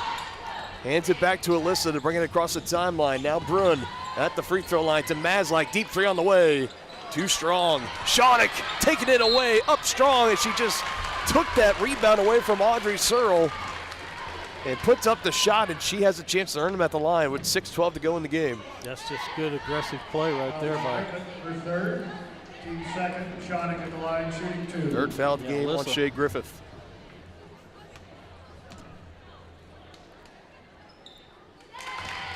Shawnick knocking down on the first free throw. That'll bring in Emerson Nye back into the game. And Griffith will check out. So Neufeld, Nye, you have Wright in there alongside Lauren Berg and Audrey Searle, the 5 out for Baldwin. That last free throw missed from Shawnick. And she's out there with Maslach, Schooler, Brun, and Johnson, the 5 out for the Chieftains. 6 to go in this game. A 12-point lead for Baldwin, had led by as many as 22, and now a carry will be called here. Another turnover for the Bulldogs. Chieftains need to make these hurt, though. 12 Collum into the game for Baldwin. Brings Collum back into the game for Peyton Wright. You can just feel that you don't know which team's going to have that moment, but you just know it's going to come and be a big deciding factor of who wins it. Is it right here for Maslach? It is not. Shawnick still fighting for the loose board, trying to save it, and it goes right into the noggin of Nye and goes out of bounds. A for effort for Lauren Berg. Just some unfortunate friendly fire there. It stays down here with the Chieftains. You feel like for Tongi, with how many chances they're kind of getting here, that you got to start to capitalize on and make them hurt. Yeah, you do. Shawnick, another three for Maslach. In and out. A tight lid on that rim for the Chieftains. It stays a 12-point game.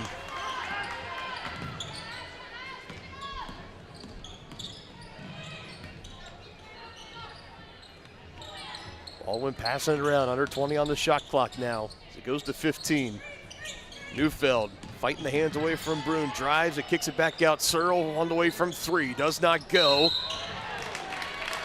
And an offensive foul, at least on Baldwin, trying to go for that loose ball underneath. A good block out by Alyssa Shawnick. Second foul of the game on Lauren Berg, as you mentioned, a good box out. 3 team fouls now for Baldwin, none thus far for Tonganoxie as we approach 5 minutes to go in the game. And a timeout will be taken here. 30 seconds for Coach Eckert and company. Want to talk over some strategy here about how he wants to close out this game, as we'll keep it here. Chieftain basketball tonight presented in part by Crookham Construction, performing a wide variety of concrete construction and special project services throughout the area. They're hardworking people with small town family values. Find more information at crookhamconstruction.com. And also by Grounded Coffee House, established in 2022. Grounded Coffee House serves great coffee with an even greater cause. To learn how you can help make a difference and to support, follow them on Facebook and check out their website, groundedcoffeehouse.tonganoxie.org.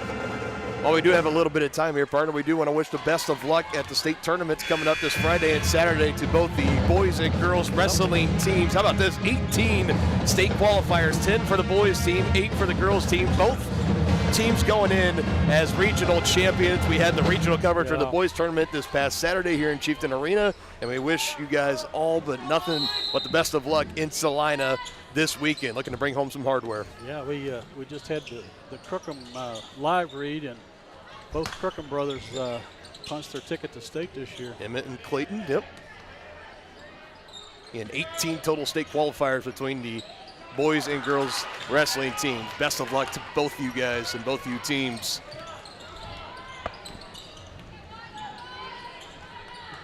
Baldwin still hanging on to that 12-point lead, but Tongi has been threatening. I think if you're a Bulldog fan right now, you're fortunate and thankful that this lead is not under 10 by this point. This second half has definitely gone the way of the Chieftains. They just haven't been able to get over the hump. Under 5 on the shot clock. Searle, another big 3, hard iron, and it's tracked down by Brun. How about the minutes her and Adlin Johnson have been able to put in down the stretch here? Yeah. Here she is with it right now. Puts it up, offline to the left, and a rebound underneath for Searle. It was a good drive, though.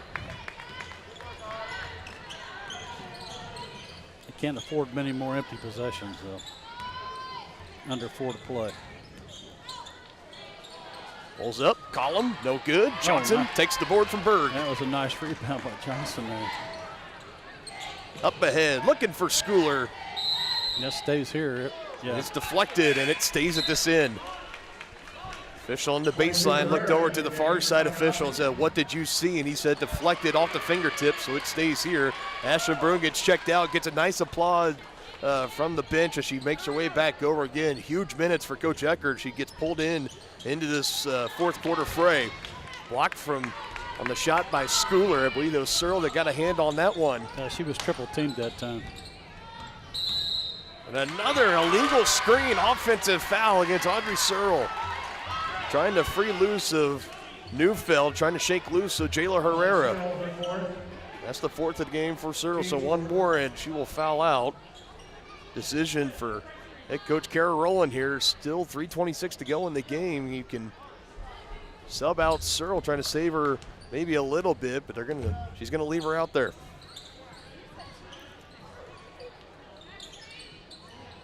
Underneath, Johnson gets the feed off the glass and count the bucket. The nice feed inside by Emerson Maslak finds Adlin Johnson in the low post. And here's the chance for the Chieftains to bring it under a 10-point game. That was a great catch and shoot by Adlin Johnson there. Let's see if she can finish off his three-point play. That'd be huge.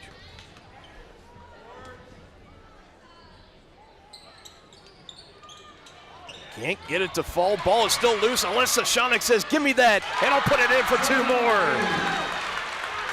And it's under a 10-point game for the first time since about halfway through the first quarter. 48-40. Foul here by Maslak will slow things down for a moment. 3 minutes, 4 seconds to go in the game. Now the question is here for the Chieftains, is it too little, too late? They have made a surge in the second half. They need to continue to play tough defense. Shot on the way, no good, had an open look. Denying Nye was trying to crash in for her own board. It was gobbled up by Schooler. Now here's Shonik trying to drive and is tripped up from behind. There's 5 team fouls. Bonus free throws the rest of the way here for the Chieftains. The Chieftains got to knock them down, though. You've talked so many times, partner, about when you're trying to make a comeback and you get to the line, you cut into the deficit with the clock stopped. You got to cash these in. You have to. It's non-negotiable at this point. Down by 8. 2 big ones here for Alyssa Shonik. Knocks down the first one. Tonganoxie was down by their largest deficit, 22. Got up to 22 points. They went on a 10-1 run in the third quarter. They bring it back to a 10-point game. Baldwin stretched it back out to a 16-point lead. And now the Chieftains have it under 10. Missed free throw, but the board tracked down for Adlin Johnson. So for Tongi, when they haven't been able to get both of them to go down, they've been able to get their own boards, and that one goes for Addie Schooler. No one more deserving to see a bunny underneath go down than Addie. Yeah. She has seen so many fall off the rim today, and that one goes, and it's a big one, as it is now a 5-point game. They are loud here inside at Chieftain Arena. Timeout, Coach Rowland and the Bulldogs, and we'll take it with them as we step aside here on Tongi Sports Live, presented by Kansas Insurance. The Tonganoxie Recreation Commission is committed to creating community through parks, people, and programs. And now, with their all-new activity center, the Tonganoxie Rec Commission can do even more. Tongi Rec understands the benefits reaped through recreation are endless. Tongi Rec has a long list of classes, activities, and programs for the young and young at heart. For program pricing and schedules, call 913-845-3502. Visit them at the all-new activity center at the Tonganoxie High West campus or go to tongirec.org. The bench for Tonganoxie, it is electric right now. The fans are piling in here to Chieftain Arena. The senior night festivities will be taking place after the conclusion of this game. We'll stream them for you right here on Tongi Sports Live. But what was once a 22-point Baldwin lead is now down to 5 and back up to 7 on that pull-up for Emerson Nye. A big bucket there for Baldwin, trying to slow down this Tongi momentum, but no doubt the second half, it has belonged to the Lady Chieftains. Oh, no question. Another feed underneath. Johnson has it, goes up strong and a little offline. Nye coming over for on the defense there, throwing her off her course a little bit. We approach the 2-minute warning.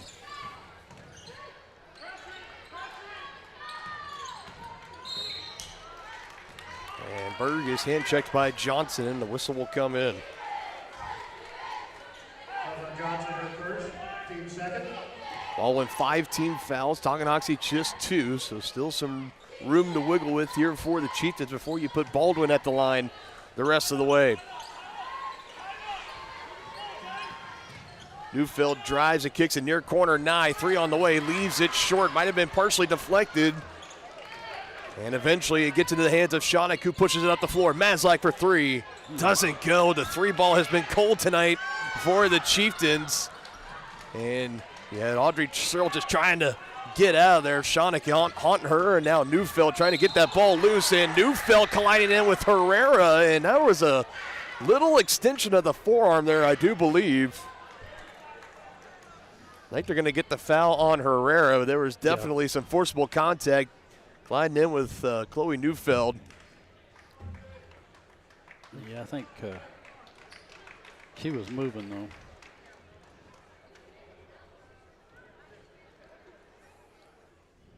Herrera taking some time. She's going to be okay. Just kind of in the wind, knocked out of her a little bit. Gets a good round of applause here inside Chieftain Arena.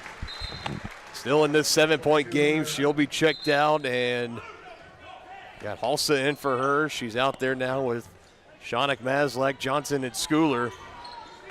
Chieftain's going to pick up full court now. Starting to get down into crunch time, under a minute and a half.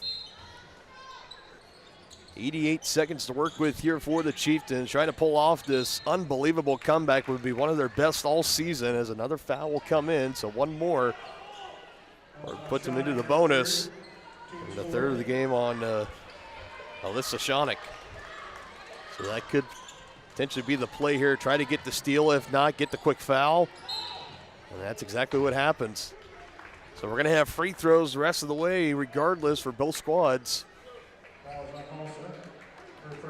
As Halsa just picks up her first foul. So pretty simple here for Baldwin. If you make your free throws down the stretch here, you should be walking away with this win. Maybe not by as many as you would have initially liked it to have been, but nonetheless, a win's a win. You never apologize for it. Meanwhile, for Tongi, you're sitting here just hoping now that these Bulldogs can get a case of the yips at the line and still give you a chance to hang around. Neufeld can make it a 9-point game. She made the first attempt, and second one rattles off. Chiefs just got to go quick now. Got to get some points here fairly quick, too. Shanik drives in. Count the bucket. That's what they needed right there. Time and time again this season, when the Lady Chieftains have needed a big play, they turn to number 1, and she's been able to deliver more often than not, and doing it again right there in that moment. Yeah, big finish. Third foul for Emerson Nye to bring it back to a 5-point game. Got to hit those free throws, though.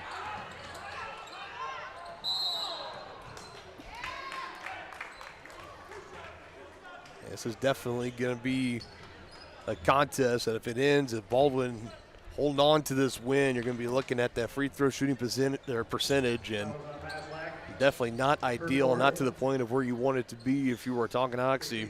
Yeah, Tonganoxie's only down by 6, and they've missed way more than that from the line. Free throws now for Audrey Searle on the foul off the, trying to go for the loose ball at the other end. And Griffith will check in, Berg will check out, minute 11.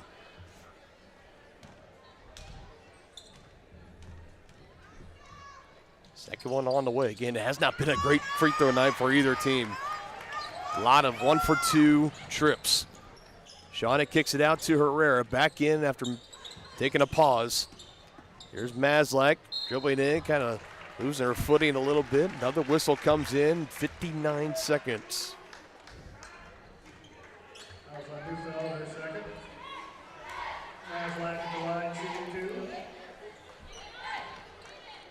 This could definitely be a contest for this final 59 seconds. Takes 15 minutes. 25 Johnson into the game for Tonganoxie. The free throw woes continuing here for the Chieftains. Maslak trying to correct on the back end. She does.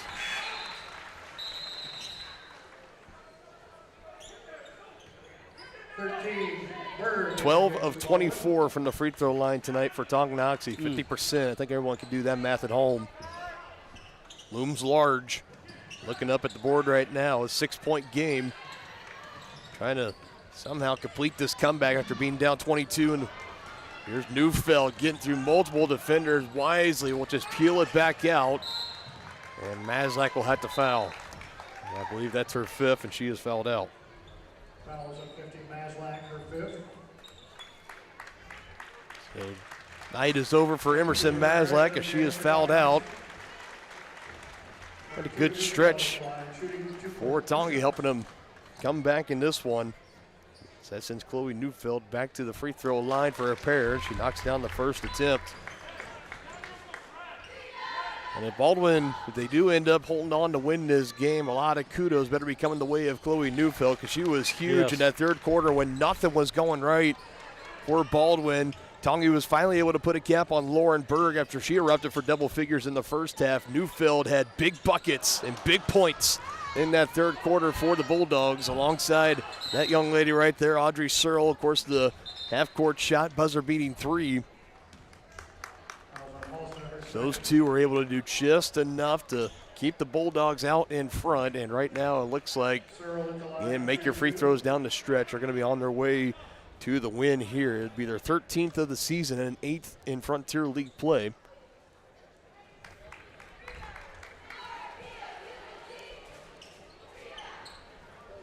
Meanwhile, for Tonganoxie, this would drop them down to 10-9 and back under 500 in Frontier League play at 6-7.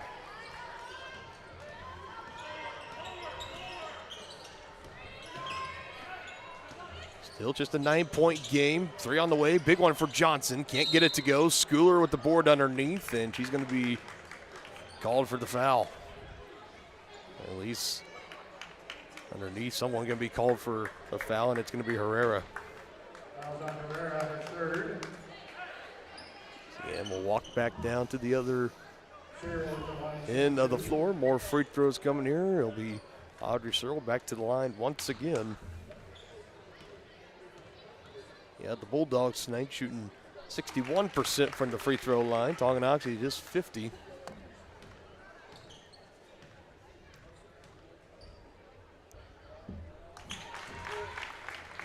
And it's back to an 11-point lead now for Baldwin. Tongi again down by many as 22. We're able to get it down to within 5. Schooler will try a 3, why not? And a rebound taken in there by Neufeld under 10 seconds. Tongi's going to keep playing it out here until the zero's on the clock. And there's Johnson, hands to Schoeneck, a chance for a final shot. Can't get it to bank in. A great effort nonetheless for Tongi down the stretch when they could have just given up coming out of halftime. But instead they kept fighting, put up a great second half, gave the Bulldogs a run for their money and made this game too close for comfort. But in the end, Baldwin able to strap down, pull it away with the 11-point victory. When it's all said and done, they move to 13-6, 8-5 in Frontier League play, and now winners of 4 of their last 5 ball games. Meanwhile, for Tonganoxie, now 10-9, 6-7 in Frontier League play, and they have now lost 4 of their last 6 games. They kind of continue with that little bit of inconsistent win-loss pattern. Both teams more likely will stay up top of their rankings as far as 4A goes, as we'll come in here to the Brothers Market post-game show as we await for the senior high festivities get started. Brothers Market, where they treat you like family. So Baldwin should stay number 9 in 4A. Tonganoxie should stay number 10 in 4A. Chieftains with the game on the road tomorrow night at Ottawa. Baldwin another game this week as well. A great game nonetheless, though, which we mentioned it earlier. This game looked like it was going to be done after the first 2 quarters of actions, and it could have been really easy for Baldwin to win this game by 35-40 plus. But instead, great effort for the Chieftains down the stretch as they made that game close all the way to the final horn. Yeah, they did. And, if they had hit more of their free throws, it would have even been more exciting. Yep. So I'll tell you what, we're going to step aside. We'll wrap up our analysis of the first half when we return after senior night. Our first senior is Jason Bird. Jason's being escorted by Joe, Lori, and Brayden Bird. Staff member Jason would like to thank us, Phil Jones. Thank you for being a role model and leader. Your memories with you as my coach will be ones that I'll forever remember. Future plans. Plan to attend Kansas to study sports management. Jason Bird.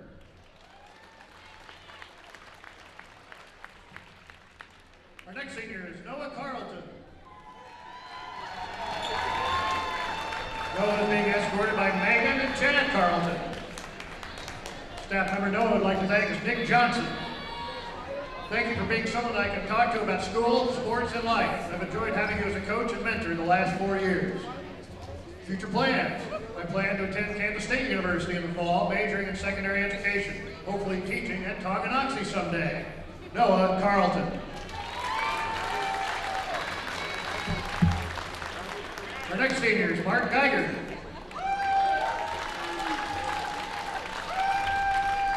Mark is escorted by Susan and Todd Geiger. Staff member Mark would like to thank us, Nick Johnson.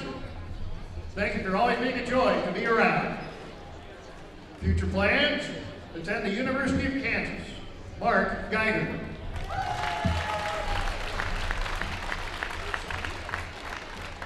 Our next senior is Jet Gilmore. Jet's escorted by Charlie and Shauna Gilmore. Staff member Jet would like to thank us, Jody Smith. Thank you for always supporting me and pushing me to do my best at any of the activities I participated in. Jet's future plans. I plan to run track at Pittsburgh State University and study exercise science to eventually become a chiropractor. Jet Gilmore. Our next senior is Talon Langford.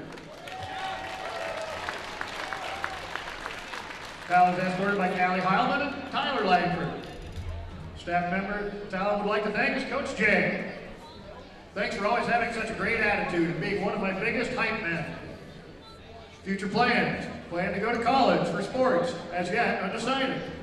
Talon Langford.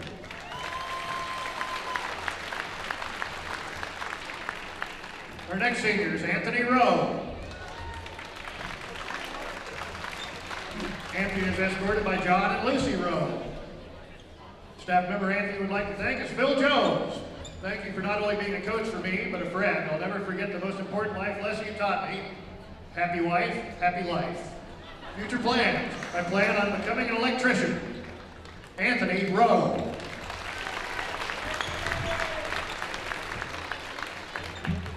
Our next senior, Owen Schmidt. Owen's being escorted by Morgan and Becky Schmidt and Tammy Schmidt. Staff member Owen would like to thank us, Nick Johnson. Being coached by you has taught me a lot about basketball, but more importantly, life and how to be a better person. Thank you for always letting me be myself. Owen's future plans.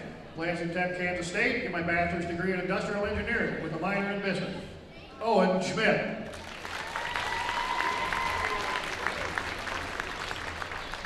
Next, we have Harley Mirando.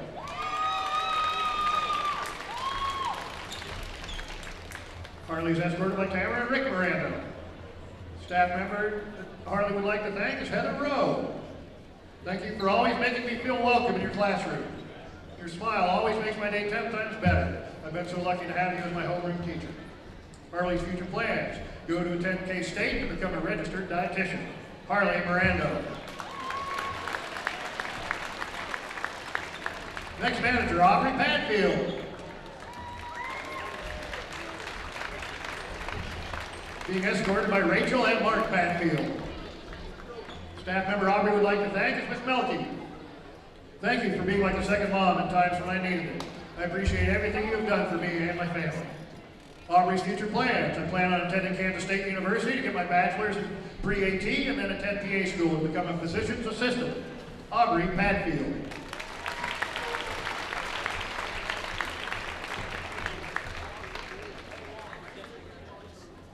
We'll switch to powerlifting now. Our first powerlifting senior is Chandler Smith.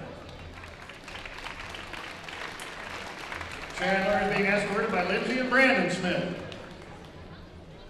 Staff member Chandler would like to thank is Preston Troyer. Thank you for all you've done for me. I have enjoyed having you as a teacher and a coach. Chandler's future plans plan on enlisting with the Marines, then going into the trades. Chandler Smith.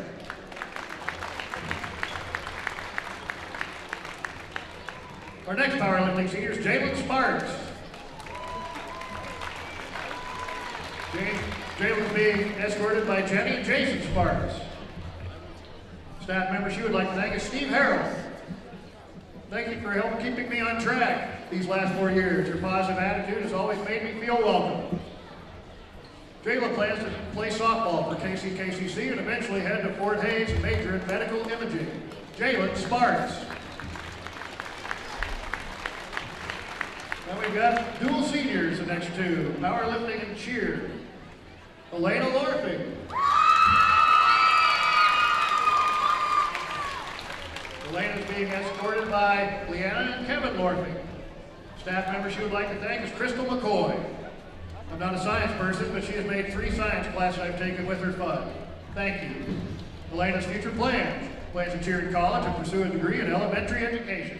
Elena Lorfing.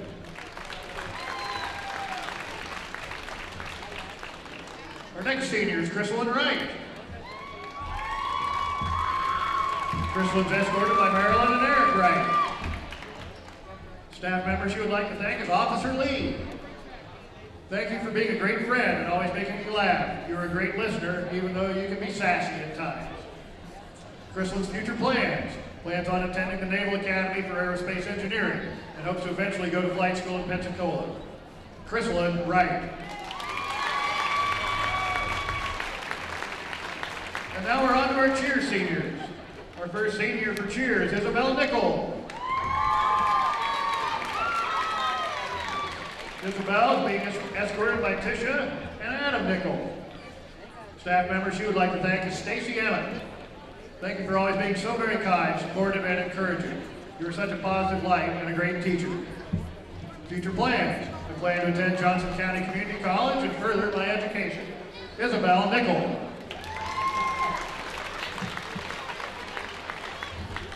Our next senior, Emma Schmidt. Emma is escorted by Morgan and Becky Schmidt and Tammy Schmidt. Staff member Emma would like to thank is Mrs. Porta. Thank you for being the best mentor to me this year. You have made such a big impact in my life. Emma's future plans. Attend K-State through an apprenticeship in elementary education. Emma Schmidt. And now it's time for our dance seniors. First dance senior is Stella Bradley.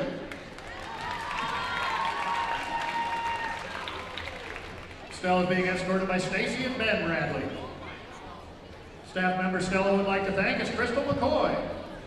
Thank you for making high school more fun for me and always being so positive and supportive. Stella's future plans is undecided. Stella Bradley. Our next senior is Jaden Darrow.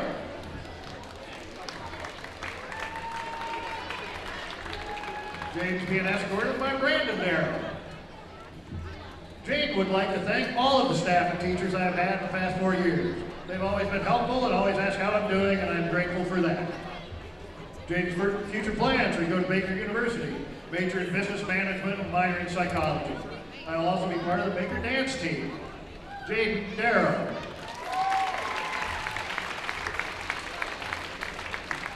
Our final senior for tonight is Harper Robbins.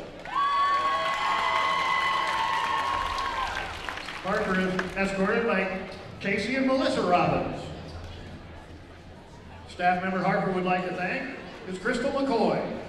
You have always listened and been so understanding. Thank you for making school more enjoyable. You truly are the best. Harper's future plans. I plan to major in sonography, but undecided as to where. Harper Robbins. Let's have one final big round of applause for all of our seniors for basketball, powerlifting, cheer, and dance. Great job, seniors. Yes, congratulations. Shout out to all of the seniors as recognized in basketball, powerlifting, dance, and cheer. You just saw it right here on Tonganoxie Sports Live. So now they will turn on 15 minutes on the board here, get that running, allow plenty of time for the teams to come out here and warm up as we dip back into our Brothers Market post-game show. Again, you can check out their weekly ads and specials in-store or online at shopbrothersmarket.com, where they treat you like family. Final score of the girls' game comes to an end of Tonganoxie 46, Baldwin 57. It ends in an 11-point win for the Bulldogs, but definitely it's one of those cases where the final score doesn't fully indicate to really, at one point, how dominant of a game it was for Baldwin. Again, they led by as many as 22, had a 19-point lead at halftime, and then all of a sudden you had Tongi come out in the third quarter. They had that 10-1 run and made it a 5-point game at one point, and down to the under 3 minutes to play in the game. Again, give a lot of credit to the fight and effort that Chieftain team showed all the way through the end, because it was very easy for them to just kind of not show up, just kind of give up and say, we'll try again tomorrow on the road at Ottawa, another great game and another great opponent that goes out the regular season on. But instead, they just fought back and they continued. And a lot of it was on the shoulders of Alyssa Schoenig with her 15 points, going 5 of 14 from the field, 5 of 8 from 2, and 5 of 11 from the free throw line. And there's plenty of room for improvement in this game for Tonganoxie. There were definitely opportunities, especially at the free throw line. They end going 12 of 24. You missed 12 free throws in a game that you ended up losing by 11. Yep. That's a big thing. Of course, it's a lot. Maybe a little bit too high of expectations to say you're going to go 100% at the free throw line. Anything under that's not acceptable. That's not what we're saying. But that's definitely something that, despite with the slow start and everything else that was going against the Chieftains, that the performance at the free throw line not getting better as the game went along definitely was something that did not help them. But a great effort and a great closeout to the game nonetheless. Yeah, no question about it. You got to take your hat off to the Lady Chiefs. They did not quit the whole game, and they came back and made it interesting. That fourth quarter, they got it down to 5 points, and they got real interesting after that. Yeah, exactly that. Again, with the 15 points on night, Alyssa Schoenig, our Midwest Carpet Center player of the game. They have all your carpet and flooring needs with professional quality and great pricing. Family owned and operated. Stop by and see them today in downtown Tonganoxie, or visit their website, MidwestCarpetCenter.com, to learn more. I feel like you could have also maybe given a nod potentially to Adlin Johnson. Had some good minutes off the bench today. 5 points, 2 of 6 from the field, 1 of 3 from downtown. Ashlyn Brune also had some good minutes in there too, doing a lot of things. Getting some rebounds, playing really good defense, among a lot of other things. This was a pretty well-rounded team effort today for the Chieftains. You don't see them usually go deeper than about 8 or 9 off the bench. There were 10-plus players checking in today for the Chieftains. And in that fourth quarter, we talked a lot about Adla Johnson and Ashlyn Brune. Jayla Herrera also was playing really hard, hustle-wise, in the second half as well. So it was a pretty well team-rounded effort. Yeah, for me, partner, I want to give a shout-out to Emerson Maslak. I thought she was absolutely the spark plug that spurred this comeback, playing her heart out, diving for balls, taking charges, jumping up, clapping her hands, getting her teammates involved. So shout out to her as well. Yeah, no doubt about it. So again, that drops the Chieftains now down to, as far as total record goes, 10-9 and 6-7 in Frontier League play. So they have already locked in they're still going to finish the season at least 500 or better. Again, it has been quite some time that has happened here. The first time definitely in the Tonganoxie Sports Live era. That goes back to the 2020-2021 season. But they'll have a chance to get back at 500 in league play. They're currently 6-7. They'll be back at it on the road tomorrow night at Ottawa. We will be there as well to stream the game right here on Tonganoxie Sports Live. Baldwin, 1 game left for them, for both the boys and girls teams. They close out their seasons. We got the boys matchup coming up next in about 11 minutes from now, as we will step out of our Brothers Market post-game show and step aside here. We'll get you set for the boys matchup next on Tonganoxie Sports Live when we return. For more than 15 years, Lynch Real Estate has been a leader in the KC Metro. Hi, I'm Dan Lynch with Lynch Real Estate, inviting you to come let us prove to you why Lynch Real Estate is a name you can always trust. Dan and his team have built a reputation for unparalleled customer service and satisfaction by building lasting relationships. Learn more about Lynch Real Estate at lynchresidential.com or give them a call at 913-369-3000. Whether you're a first-time buyer or a high-end seller, I'm here to make it happen. Make the landscape of your dreams a reality with a stop at Oak Creek Nursery and Landscape. Just 15 minutes outside of Tonganoxie, come explore their full nursery of plants, trees, shrubs, annuals, and perennials. Learn from their certified specialists about proper seeding, watering, planting, lawn treatment, and so much more. Visit their website to enroll in classes, preview upcoming events, and request an estimate for your next project. Or give them a call at 913-351-5296. Oak Creek Nursery and Landscape, your one-stop shop for outdoor living. Ridge Med Spa in Tonganoxie is more than a destination. It's an experience designed to redefine radiance and inspire success. Dr. Mark Peterson and Laura Snow facilitate and encourage both providers and clients to live life to the fullest by investing in themselves. Their new space offers services for medical weight loss, IV nutrition, laser hair removal, laser skin rejuvenation, hydrofacials, and Botox. Visit ridgemedspa.com to book your appointment today in Tonganoxie. Illuminate your beauty. The same look and location of a classic drugstore with the services and supplies of a modern pharmacy. That's what you'll find at the Downtown Drug Store in Tonganoxie. Of course, Downtown Drug is the local choice for your prescriptions and health needs, but did you know they have the best selection of Tonganoxie Pride and Chieftain game day gear in town? And a whole lot more. Cards, gifts, home decor, and even the best way to satisfy that sweet tooth. The Downtown Drug Store. Call 913-369-3800 or visit them online at thedowntowndrugstore.com.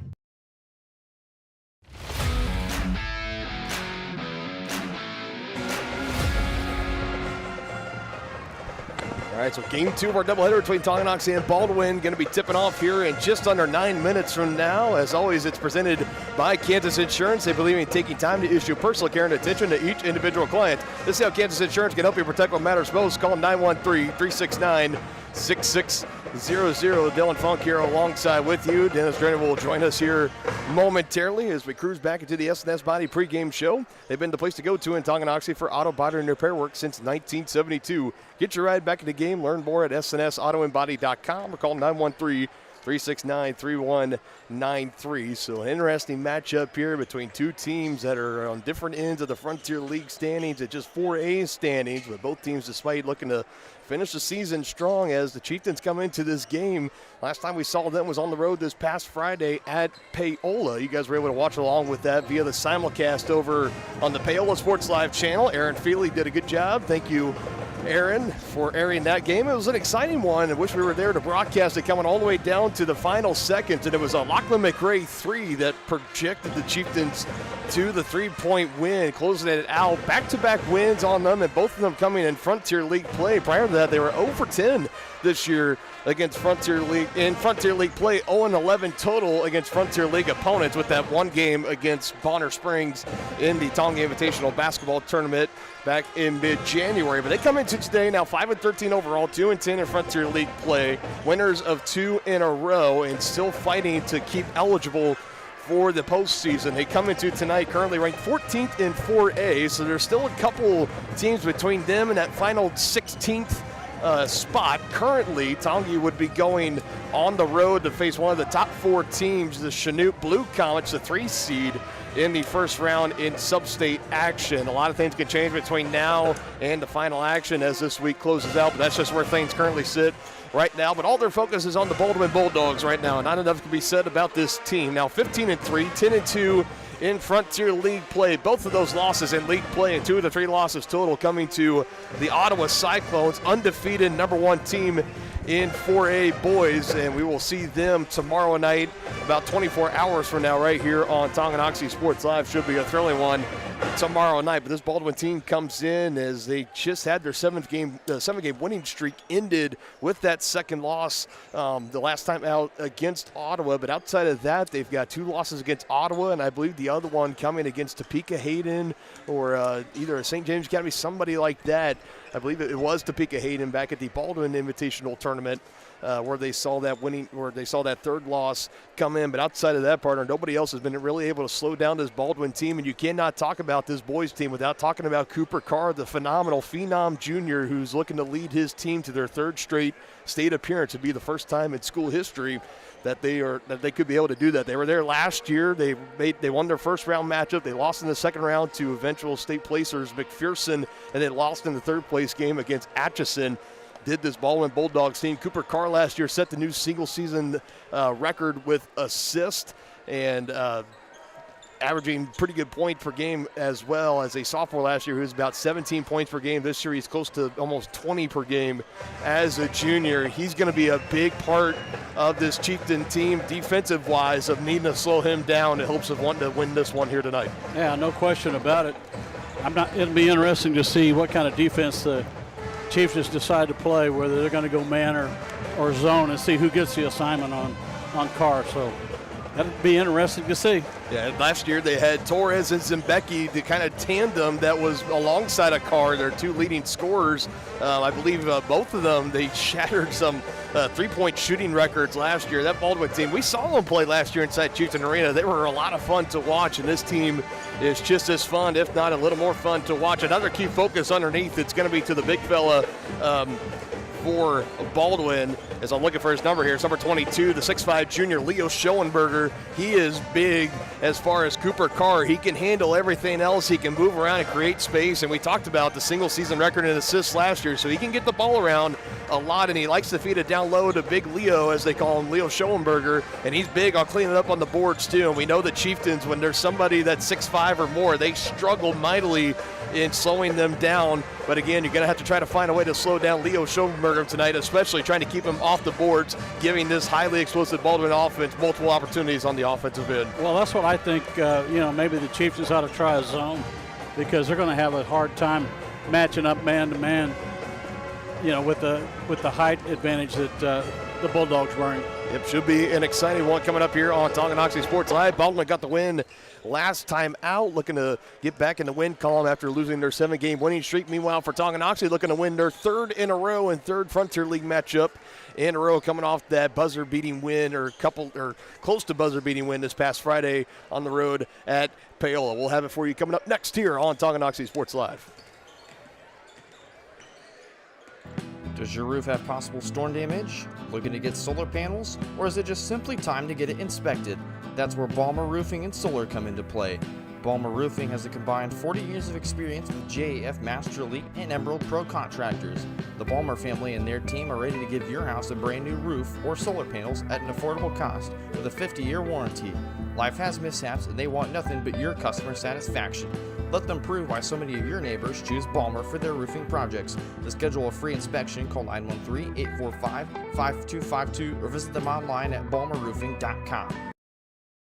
Tonganoxie is the ideal location to start a business. That's why the Tonganoxie Business Association has strived towards a common goal of adding value to businesses and the community since 2015. They assist in providing improved services for customers and visitors, encouraging and enhancing businesses, and preserving historical and cultural assets. Follow them on Instagram for the latest and upcoming event information, and become a member today by visiting their website, tonganoxiebusinessassociation.com. Proud supporters of Chieftain Athletics. The Tonganoxie Recreation Commission is committed to creating community through parks, people, and programs. And now, with their all-new activity center, the Tonganoxie Rec Commission can do even more. Tongi Rec understands the benefits reaped through recreation are endless. Tongi Rec has a long list of classes, activities, and programs for the young and young at heart. For program pricing and schedules, call 913-845-3502. Visit them at the all-new activity center at the Tonganoxie High West campus, or go to tongirec.org. Hi, I'm Dr. Aaron Stoes with Paola Vet Clinic. We'd like to thank you for trusting us with the care of your pets and large animals. At Paola Vet Clinic, we're proud to be your hometown veterinarians who know and care about your family. We provide cutting-edge diagnostic services, digital radiology, ultrasound, and in-house same-day blood work, chiropractic, and reproductive services. Come in and see us at our new location here in Paola in the Industrial Park, with indoor cattle and equine facilities complete with a hydraulic tip chute. With a team of 11 veterinarians, our commitment to this community makes Paola Vet Clinic the vets you can trust. Hello, Four States. This is Jay Hatfield with the Jay Hatfield Auto Group. We've been serving the Four States area for over 29 years, and we now have 6 locations which offer Chevrolet, GMC, Ford, and Chrysler Dodge Jeep Ram. Each of our locations is operated by a Jay Hatfield family member or managing partner. At Jay Hatfield, we're here to earn your business and trust. We have approximately 300 pre-owned and 300 new vehicles in stock or on their way, and we're making deals.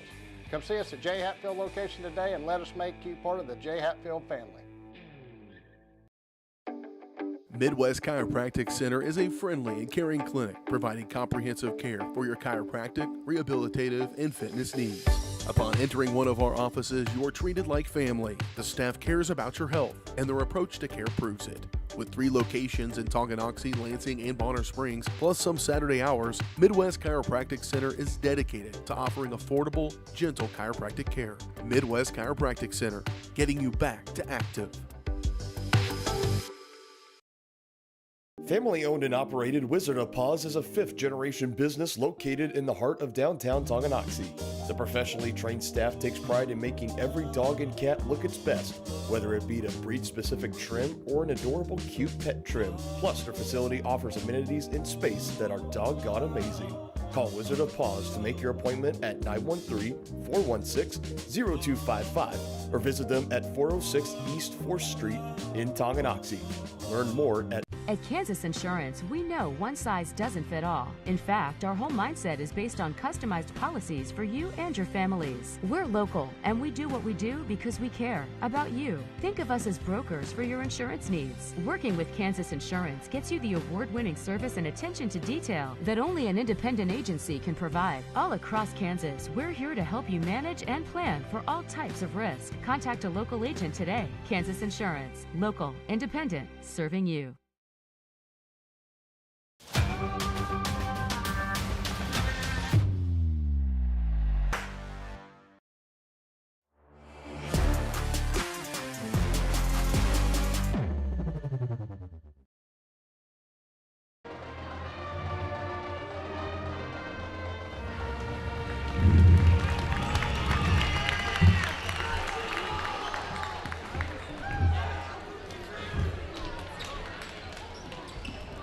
And now let's meet tonight's starting lineups.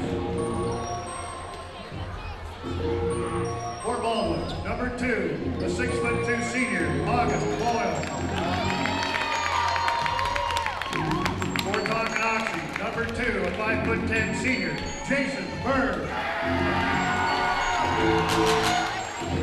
For Baldwin, number 12, 6'3" junior, Cooper Carr. For Tonganoxie, number 4, 6'2" senior, Talon Langford. For Baldwin, number 14, 5'11" junior, Ethan Swazzle. For Tonganoxie, number 13, a 6' senior, Noah Carlton. For Baldwin, number 22, 6'5" junior, Leo Schoenberger. For Tonganoxie, number 24, a 6'2" senior, Owen Schmidt. For Baldwin, number 33, a 6'5" junior, Colton Collins. And for Tonganoxie, number 30, a 6'2" senior, Anthony Rowe. Head coaches for this evening's game for Baldwin. There you go, your starting 5 for both the Chieftains and the Bulldogs. Getting ready for start of game 2 of our doubleheader here. Your starting lineups were presented by Wizard of Paws, Tonganoxie's family-owned pet grooming salon with a combined 48 years of experience. Schedule your pet's appointment today at wizardofpawstongi.com as we now get ready for tip-off presented by Lynch Real Estate, your hometown real estate company that will help you buy your next home and make your real estate dreams come true. Lynch Real Estate, a name you can always trust. Second matchup between these two teams. It was a 4-point game going into the 4th quarter in the last contest at the Doghouse in Baldwin, where the Bulldogs went on a quick 11-0 run, shut down the Chieftains defensively, and pulled away with the win Tonga wants to flip that luck here tonight, partner. What are the keys to victory? Brought to you by First Security Bank. Well, they've got to control, limit the damage that the Bulldogs can do in the paint to them because of the, the height advantage that they've got. It looks like they're going to open up in a man-to-man. That kind of surprises me because they're going to have, Baldwin's definitely going to have the advantage. Well, they open up in that man-to-man and they get the steal off of it. So if you can get every defensive possession to go like that, you're going to be in for a good night. Here come the Chieftains on their first look on the offensive end. That all-senior starting five out there. Carlton, Langford, Schmidt, Rowe, and Byrne. As both teams will turn it over on their first offensive possessions in this contest. Lachlan McRae, he was the big shooter in the game this past Friday, that win on the road at Paola. He had a good look from three. It was a contested shot with about 2.5 seconds to go in the fourth quarter to put the Chieftains in front by 3. It was enough for them to hold on to win their second straight game, both of those coming in Frontier League play as they won here last week against Lewisburg. Another takeaway and a 3 on the way, Cooper Carr. Get ready to hear that name a lot tonight. A phenomenal point guard and one of the best, not only in 4A, not only in the Frontier League, but in the entire state of Kansas. That's saying something, partner. And those are not my words. Those are a lot of others that you could talk about. A lot of publications and everybody highly thinking of Cooper Carr. And he's done his part. Been an impact starter for him since he was a freshman. He's had 2 appearances in the state tournament, looking to make it 3 in a row. Be the first time in program and school history that the Bulldogs had made 3 trips to Salina if they could do it again here this year.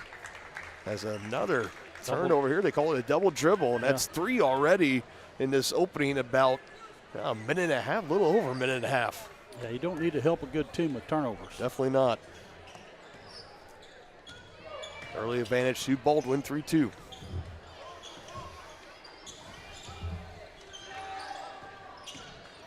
Head fake in the far corner, now giving it to him. Now back into the far corner they go. 3 on the way, short, 3 ball. Outside that one from Cooper Carr, not going down early here for the Bulldogs. That last one from Leo Schoenberger. Here's Schmidt on the drive in with the right hand, able to get it to go. There's the first lead for Tonganoxie in this one. Nice job by Eric there. Yeah, we couldn't really talk about this factor with the girls team because they didn't have any seniors, but with this Chieftain team, 5+ seniors on this roster, you know they want to come out and show out. This is their final time lacing up the sneakers in front of this home crowd in beautiful Chieftain Arena. Yes, sir. Wanting to close it out on a high end note. Another 3 missed. Poked around underneath, that last 3 offline. That was Gus Boyle. I call him Augustus, but he goes by Gus to be short. And a 3 in the near corner. Owen Schmidt. Splash down. Man, that was nothing but net.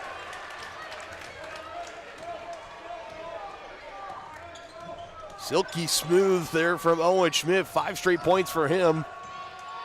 Now a 4-point lead here for the Chieftains.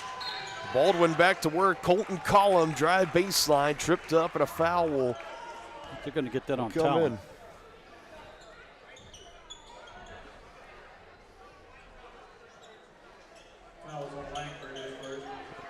First foul of the game on Talon, our first team foul in the game. They lob it in. Cooper Carr, he's got all 3 so far for Baldwin. And now whistles will come in. Officials want to regroup. Now it looks like we have an issue with the clock. Game clock or the shot clock?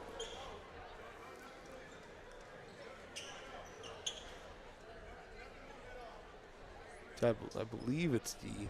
Oh, the shot clock hadn't, he said it didn't move at all. Yes, now they want to get the clock down to, they got it set at 5 minutes exactly. Gets the thumbs up, 30 seconds down to shot clock, and we wait for the inbounds here from Leo Schoenberger. Looking for options, finds his man Carr. Head fakes, finds it out to Boyle. Had a look for 3 and said head fakes. Good drive in from Gus Boyle. That's a good job. Had a decent look from 3. He could have taken it if he wanted. Instead, passed it up, attacked inside, and found that high percentage shot, able to finish it for 2.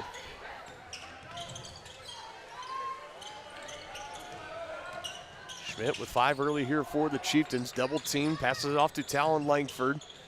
Gives it back to Owen on the far side, guarded by Cooper Carr. That could be an exciting matchup to watch tonight. Owen hands it off Jason Byrne. He's deadly with that much space. That one doesn't go, but an extra board to Talon Langford takes it away from Leanne Schoenberger and able to finish it for 2. So had Schoenberger down there. He also had Collum. Talon able to keep it away from both of them and puts it in off the glass. Offensive rebound cashed in for 2 points. Here's Schoenberger, kicks it in. Boyle again for 3. Doesn't go. Tipped out. And it'll be Chieftain basketball.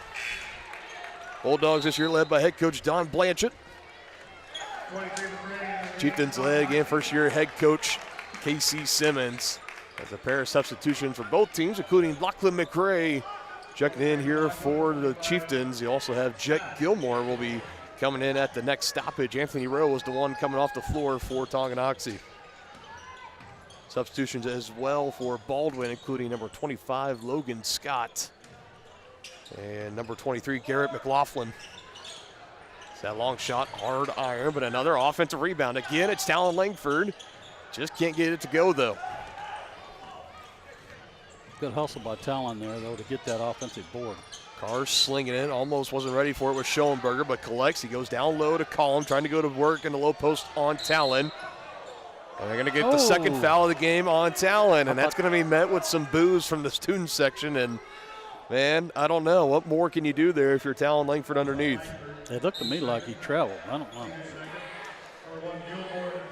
It looked like 2 guys down low going hard in the paint. I didn't see anything wrong really on either side. But either. Talon's going to be charged with the foul, his second, so that's going to bring him out of the game. As that brings in Jet Gilmore and Anthony Rowe back off that quick breather. He tried to lob it into Cooper Carr, and Schmidt was there to defend, swatted out of bounds. So it looks like Owen Schmidt tonight's going to be charged with going in that man-to-man defense with Cooper Carr. So far, so good. Underneath. Now Collum goes to work on Carlton. A little more of a size advantage in favor of Collum, and he takes advantage of it with 2 points. Chieftains still lead by 2. Need an answer on the offensive end here to keep stride. Both teams opening up man-to-man defenses. Quick with the hands. Carr almost had the takeaway, but McRae recovers for the Chieftains. Here's Lachlan. Here's Carr coming in. There he goes. Takes it away from McRae. Out the floor he goes, crossing over on Schmidt, drives it in. Cooper Carr can't finish on the left side, out of bounds, last off the hand of Carlton as Cooper Carr took a tough fall down to the floor. You heard the echoes kind of ricocheting around here in the gym. He's okay, he gets up, he's going to stay out there as Leo Schoenberger will check out for the Bulldogs now.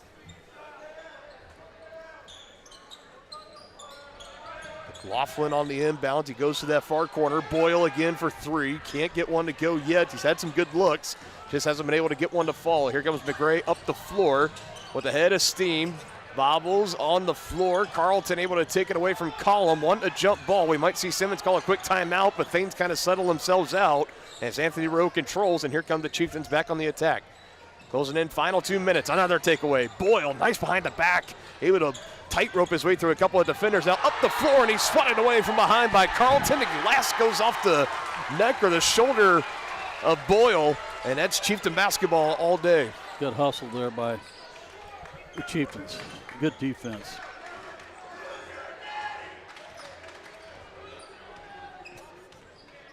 Got a full student section here tonight, wanting to get ahead with some of the chants. Shut down quickly from Principal Cody Witt. Yeah.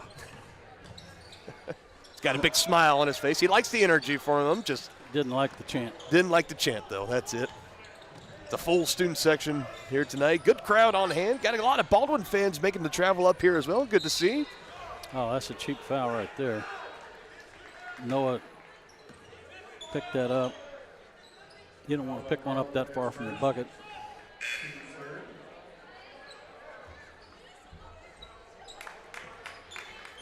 First for him, 3rd team foul on Tongi, none thus far for Baldwin. As McLaughlin will check out of the game for the Bulldogs.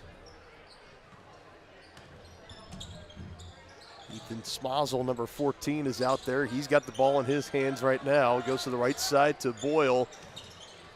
Wanted underneath is Scott there. Tried going in. defended well there by Rowe. Coming up 12 seconds, Carr underneath. Collum again going to work over Carlton. Too strong. McRae crashes in for the board. Swatting a hand away the quick hands of Ethan Smazel. Goes in the final 60 seconds of this opening quarter. They've been a lot of fun. McRae for three, and it's good. You know his confidence has to be soaring high, having that go-ahead three in the final seconds of the game on Friday to give his team the win against Baldwin. No question about it. He gets his first one here in the first quarter. It's now a 12-7 Chieftain lead. It's 5. Collum will pull it and knock it down. Colton Collum with the space, showing off the long-range abilities. Back to a one-score game. 3 more quarters of this, please, and thank you. This has been a lot of fun.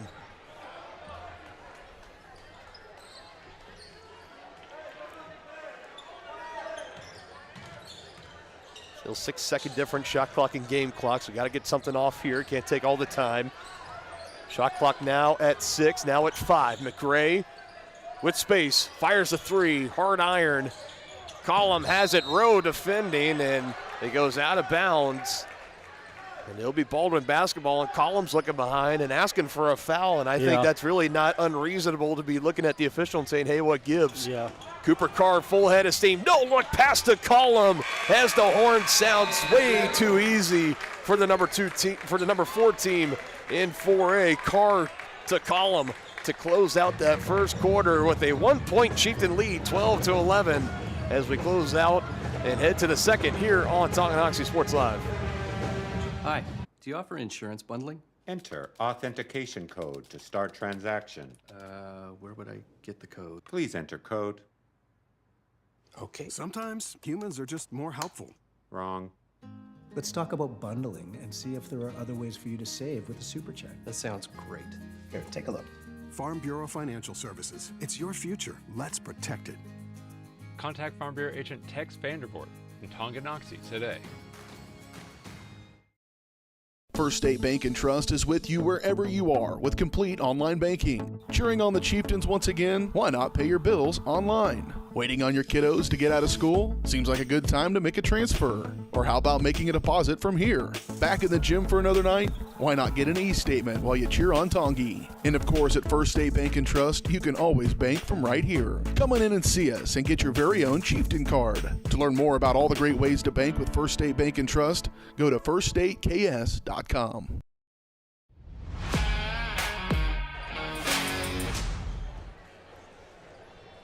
.12-11 ball game, second game of our doubleheader here on Tonganoxie Sports Live, and also for the fans watching over on Baldwin Sports Live via the simulcast tonight. Appreciate you all tuning along with us here tonight. I'm Dylan Funk, joined alongside Dennis Drennan.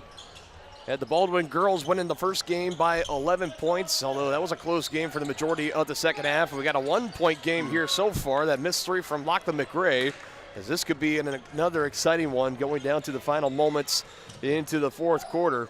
Cooper Carr, 3 points in the first quarter. Quick ball movement here for the Bulldogs. Smazel giving it back to Boyle. He goes down low to Collum. Leading scorer for the Bulldogs with 6 points thus far. He's been doing it down low in the paint. He does have a shot from just beyond the elbow as well, showing off the range for the big fella. Schoenberger back it down on Carlton. Passes it back out to Doyle. Under 10 seconds on the shot clock. Trying to get by Gilmore is Boyle in the paint. He kicks it out, was looking for Smazel, but it's taken in. And that was a little bit of a mistake there, but really hard to blame Collum as he's trying to pass that one out. He snags that hand out there and takes it in, although I believe Boyle was trying to get that pass to Smazel over in the corner and get a 3 look off with the final seconds of the shot clock, but instead it's a shot clock violation. Good defense there by the Chieftains. Chieftains shot the ball 50% in the first quarter, and how about this? Also out-rebounding the Bulldogs 4 to 10 in that opening quarter. A lot of those second opportunities as well, second chance points. That's huge given the size difference in these two teams.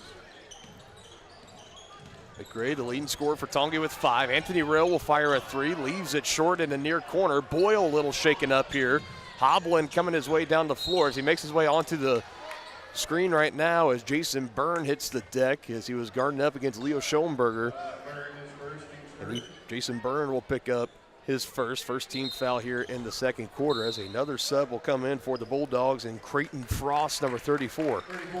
And Boyle will be checked out. Again, he went over to close out and defend on that three against Anthony Rowe. He got up, kind of hobbling around like he tweaked that foot or his ankle. I think he's okay. We'll see him a little bit later on, but he's going to get checked out by the kind of training staff right now for the Bulldogs. Meanwhile, Frost, ball in his hands, fresh into the game, finds Smozzle. The southpaw fires it, can't knock down the three.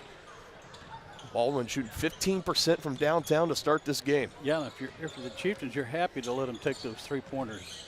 Keep them out of the paint. Look at the crossover. Schmidt driving in too strong with the left hand. Might have been a little too energetic there. Possession arrow in favor of Baldwin as jump ball comes in, and it will be in possession of the Bulldogs. I think he might have got a little too far ahead of himself. Yep. Say got the big crossover, and you kind of heard the ooh starting to echo in here from the crowd, and came in a little bit too hot, a little bit too strong on the lay-in attempt.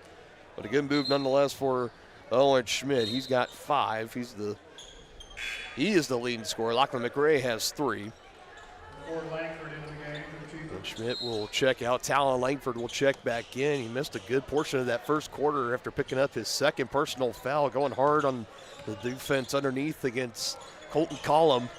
He's back out there, and it's Leo Schoenberger. He'll be going up against down low for Tongi. Another tight defensive effort here for the Chieftains, and that's a turnover. It goes off of Collum as Jason Byrne clapping his hands, liking the way it's going so far here for the Chieftains. Looking to avenge that double-digit loss they had at the Dog Pound earlier, just a matter of weeks ago at Baldwin. Talon able to keep control. He ricochets off of somebody who was trying to go to McRae, who now tells Talon, bounce pass that one to me. Don't chest pass it, kind of skip it into me. Ricocheted out of bounds. It stays here with the Chieftains. The first matchup between these two was supposed to be right around the New Year. That got delayed due to weather, and they were supposed to play 6 days ago last Tuesday here inside of Chieftain Arena. That matchup also postponed due to the weather. So that kind of creates a situation here for the Chieftains where they play the games here tonight and they go on the road tomorrow at Ottawa to close out the regular season. Pretty tough slate for the boys team. You're facing number 4 in 4A here right now in Baldwin. You got the 1-point lead. Then you go face undefeated number 1 in 4A East in Ottawa in about 24 hours as Cooper Carr takes it coast to coast and gives the Bulldogs back the lead.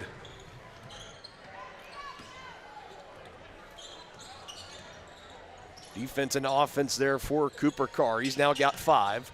Bulldog League is now 1 as we got about 5 and change to play until halftime. Plenty of time still to play here in the first half. Carlton skipping it to McRae. Little runner, hard off the glass.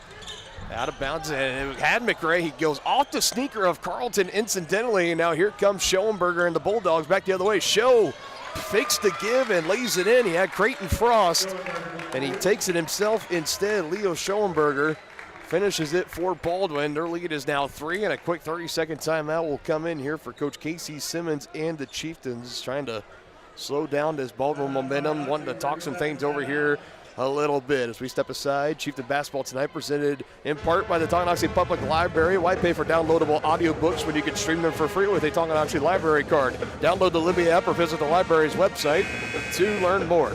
And also by Kansas City, Kansas Community College.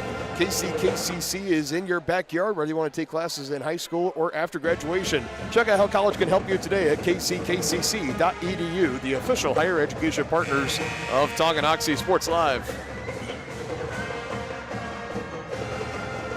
So that early wave of Chieftain momentum that saw them have the lead the majority of that first quarter. They came into the second, holding on to that 1-point lead. Now a quick little 4-0 spurt has the Bulldogs in front by 3. And this is a team that is very capable of, when they get on that little hot streak, they can go on a 10-12-0 run in the blink of an eye and all of a sudden have you back on your heels and reeling. That's something the Chieftains are trying to avoid in this game. Looking for an answer here on offense. Can potentially tie with the 3-ball. Carlton, foul is going to be on the floor. A nice move nonetheless. He thought, nice little Euro step. He thought he should be having a chance for an AM1 opportunity, but instead they call it a foul. The first of the game on Creighton Frost. Byrne on the inbounds, just lob it into Carlton. Frost right there on top of him. Hands to Schmidt in the near corner. Now to Gilmore at the wing.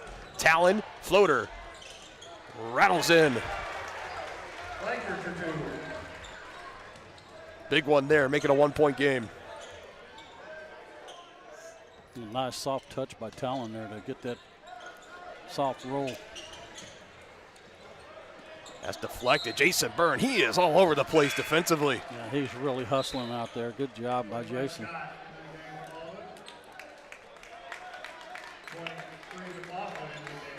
Scott and McLaughlin check in for Smazel and Frost, as those two will join out there with Schoenberger, Carr, and Collum underneath. Here's Collum fighting the double team. Carlton tying him up, and that'll give the ball over to Tonganoxie. We know Noah Carlton is. Yeah, he's as tough as they come.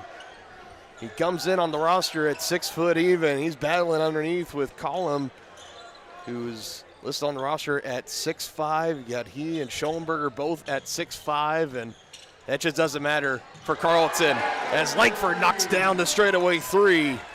And the Chieftains take the lead. Hyping himself up as he crosses the half-court line. Back in front by 2 goes Tongi.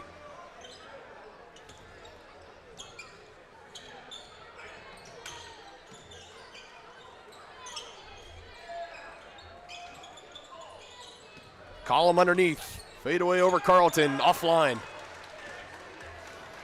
Chieftains doing a good job of limiting Baldwin to 1 shot per possession. Back in the hands of Talon from Leavenworth. My goodness. Right around the inscription on the court that says home of the Chieftains, just right in front of that. Over on the far side, Talon Langford goes back-to-back from downtown. He's got 8, and he's got his team back up by 5 as we step aside for 30 seconds on Tongi Sports Live, presented by Kansas Insurance.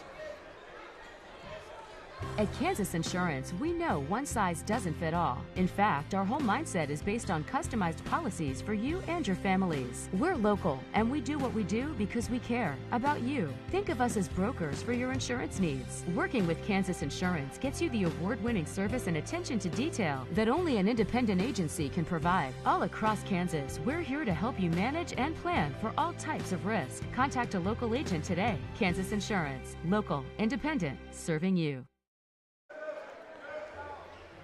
So I sold Talon about 2 points short. He's got 10, so already in double figures. Followed by Schmidt with 5, McRae with 3, Carlton with 2. Leading the way for the Chieftains. Back in front by 5 against the Baldwin Bulldogs. A pair of lead changes already in this game, and now another turnover. 5-second call. Schoenberger took a little bit too long trying to get that pass off and away.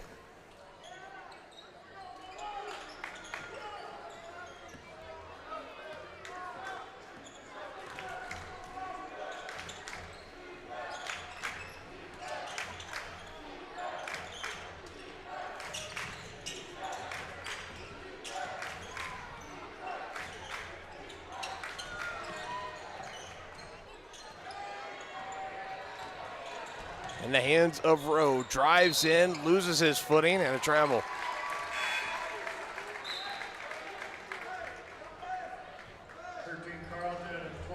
He was trying to kind of halt his momentum up at the last second. It was already too little too late. Jace Hout underneath, number 44.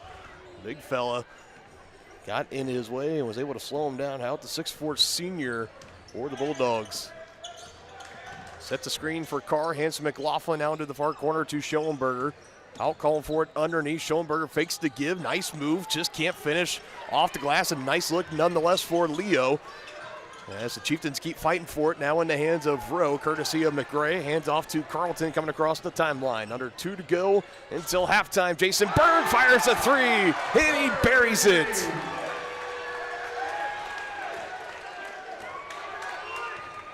Do you believe in momentum, partner? Yes. It is fully on the side of Tonganoxie right now after being down by 3 to the Bulldogs, now back in front by 8. Schoenberger using that size to his advantage. That's going to be an N1. I think they got Rowe on there, didn't they?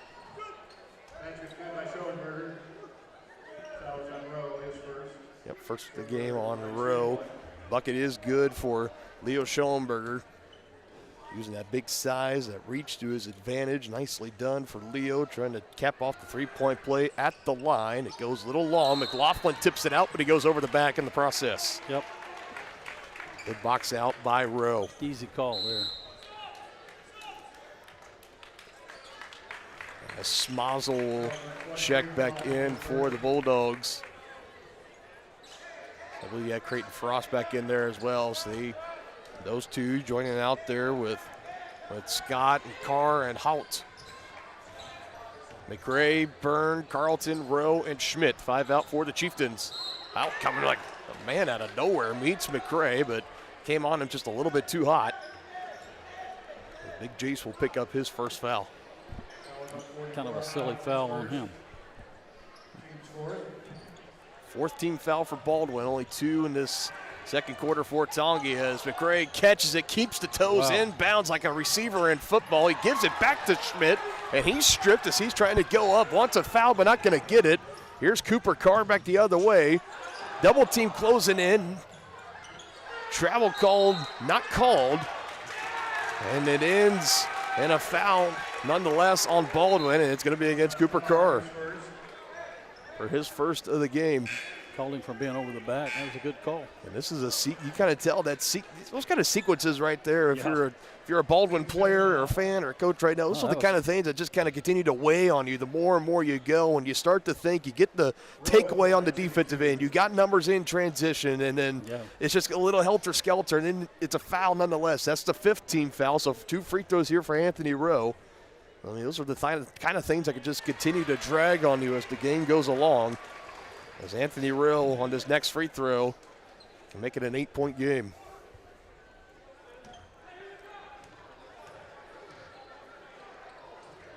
He does just that.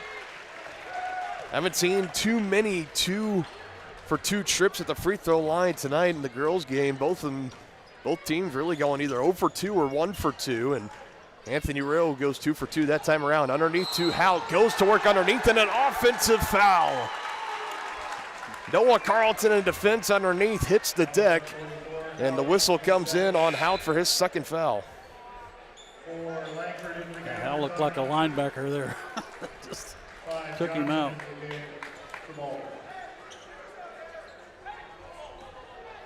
So Jace Hout now has to come out of the game as he has his 2 personal fouls. Baldwin already has made 9 substitutions in this first half. Driving a kick out, McRae to Schmidt. Little long, but there's McRae on the board. Byrne for 3, that one's offline. Schmidt still fighting for it into the far corner. Third opportunity here for the Chieftains with some quick numbers. McRae for 3, no. Byrne, a 4th opportunity. You're pulling your hair out right now if you're Coach Blanchett. Can you get more helter-skelter than this? I'm not sure. After all that, it's going to be Baldwin basketball. Tell you what, the Chieftains are just out hustling the Bulldogs right now. That is definitely something you can say. And everybody would agree with you, especially on that sequence there. 4 opportunities it was for Tonganoxie. Who's given up so much size. Unfortunately, could not get any points off those 4 tries, though. Back to the way of the Bulldogs. Goes in what could be their final possession of the first half, currently down by 8. Smazel working it around. Here's Smazel on the drive, knocked away again. Jason Byrne, he has been so quick with the hands defensively tonight.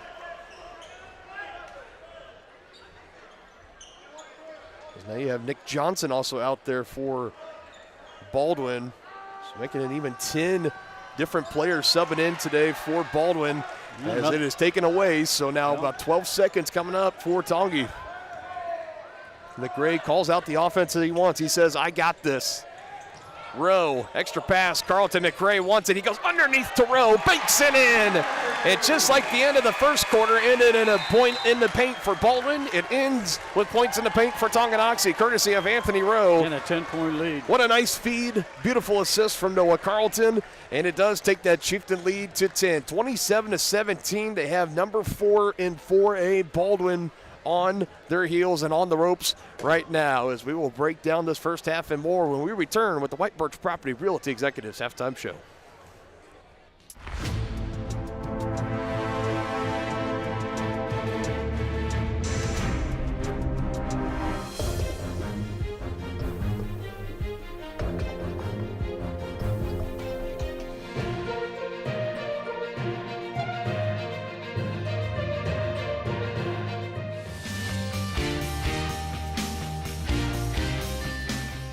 For a winning team, contact White Birch Properties, the real estate MVPs. Tonganoxie is the ideal location to start a business. That's why the Tonganoxie Business Association has strived towards a common goal of adding value to businesses and the community since 2015. They assist in providing improved services for customers and visitors, encouraging and enhancing businesses, and preserving historical and cultural assets. Follow them on Instagram for the latest and upcoming event information, and become a member today by visiting their website, TonganoxieBusinessAssociation.com. Proud supporters of Chieftain Athletics. The Tonganoxie Recreation Commission is committed to creating community through parks, people, and programs. And now, with their all-new activity center, the Tonganoxie Rec Commission can do even more. Tongi Rec understands the benefits reaped through recreation are endless. Tongi Rec has a long list of classes, activities, and programs for the young and young at heart. For program pricing and schedules, call 913-845-3502. Visit them at the all-new activity center at the Tonganoxie High West campus, or go to tongirec.org. Family owned and operated Wizard of Paws is a fifth-generation business located in the heart of downtown Tonganoxie. The professionally trained staff takes pride in making every dog and cat look its best, whether it be to breed-specific trim or an adorable, cute pet trim. Plus, their facility offers amenities in space that are doggone amazing. Call Wizard of Paws to make your appointment at 913-416-0255 or visit them at 406 East 4th Street in Tonganoxie. Learn more at wizardofpawstongi.com. Hello, Four States. This is Jay Hatfield with the Jay Hatfield Auto Group. We've been serving the Four States area for over 29 years, and we now have 6 locations which offer Chevrolet, GMC, Ford, and Chrysler Dodge Jeep Ram. Each of our locations is operated by a Jay Hatfield family member or managing partner. At Jay Hatfield, we're here to earn your business and trust. We have approximately 300 pre-owned and 300 new vehicles in stock or on their way, and we're making deals. Come see us at Jay Hatfield location today and let us make you part of the Jay Hatfield family. Are you ready for a mouth-watering journey down memory lane? Introducing Flashbacks. Start your day off right with our fluffy pancakes, omelets, or a cinnamon roll. For lunch, sink your teeth into our juicy made-to-order burgers, Philly cheese, and more. Flashbacks' friendly staff and welcoming atmosphere make every visit a delight, and their menu is filled with comfort food that will give you those warm, delicious flashbacks. Visit them today in downtown Tonganoxie, open 7 days a week from 7 a.m. to 12:30 p.m.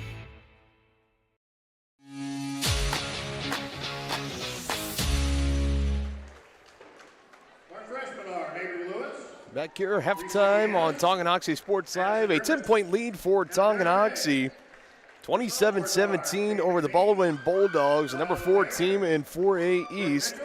As the Chieftains are in the catbird seat right now to pull off a big upset. As we will break down the first half now, the White Birch Property Realty Executives halftime show. White Birch Properties and their team are ready to help lead you to success in the real estate game. Visit them at 1203 State Avenue, Suite B in Tonganoxie, or call 913-417-1007 to speak to one of their agents today. Dylan Funk alongside Dennis Drennan here. Go through the point totals real quick, and I'll turn it over to you as numbers that jump out to you. I think I already know the couple you're going to be going to, but I'll save that for you. We start first with the Bulldogs total. You got Boyle with 2 points, Carr with 5, Schoenberger with 4, and Collum, big man underneath, with just 6 points. That is all the 17 points total for Baldwin, shooting 8 of 21% as a team, 38.1% from the field, and 1 of 7 from downtown, 14.3%. As for Tonganoxie, you have Jason Byrne with 3 points. Talon Langford leading all scorers with 10 points, 4 of 5 from the field for him, 2 of 3 from 2, 2 of 2 from downtown, and both of his 3 balls have been from pretty well NBA downtown. They have been pretty long-range shots that we know that he can make, and make in bunches when he gets hot. Outside they got Lachlan McRae with 3, Owen Schmidt with 5. He had the hot hand early in the first quarter. All of those 5 points happening there, and Anthony Rowe with 4. Tonganoxie shooting 10 of 23 from the field, 43.5%, and 5 of 12 from downtown. That's 41.7%, and our 2 for 2 so far from the free throw line. Very small sample size, just 3 total free throws between both of these teams in that first half. That's how we get to a 10-point lead here for Tonganoxie. Yeah, the big thing that jumps out to me, partner, we've talked about how the Bulldogs have a big size advantage. Well, the Chieftains out-rebounded them 19-8. So Yes. They're plus 11 in the rebound margin. And the thing that really jumps out at me is the Chieftains have 6 offensive rebounds, and Baldwin only has 1. So that's one of the big reasons that the Chieftains were able to get out to this 10-point lead at halftime. And, there's no question the Chieftain players had just outplayed Baldwin. I mean, they were getting all the 50-50 balls. They were hustling. They're diving on the floor. They were doing it all. They had the momentum the whole time. I think that one of the final possessions there towards the end of the second quarter where Tongi was running around, it was 4 chances that they were able to get, get a rebound, shot miss, get a rebound, shot miss, and just keep hustling around. It was pretty spectacular, and I'm sure that's a key point that head coach Don Blanchett and his Baldwin staff were talking about in the halftime locker room. It says, look, fellas, if we, if we're going to get out hustled like that, we're going to get run out of the gym here tonight. So definitely you're going to be looking for the Bulldogs to be going after those 50-50 balls a little bit harder in this second half. But another thing that's, we talk about the defensive effort for Tongi, and they're giving up size. We talk about Collum and Schoenberger especially coming in at 6'5". At Tongi, they're just on the roster.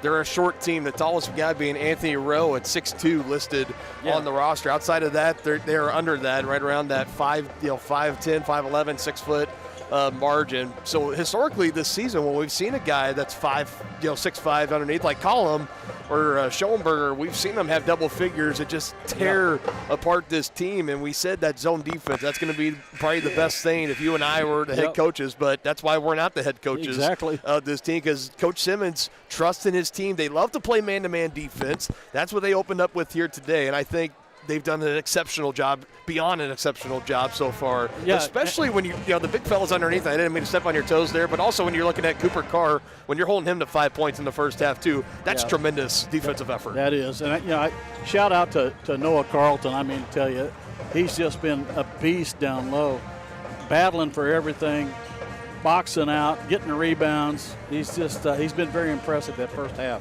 Everybody has been out hustling for Tonganoxie. Like we said, they've been beating Baldwin to the vast majority of these 50-50 balls, out-rebounding the Bulldogs 19-8 in that first half, and on the offensive boards 6-1 as well. Out-rebound on the defensive boards as well, 13-7.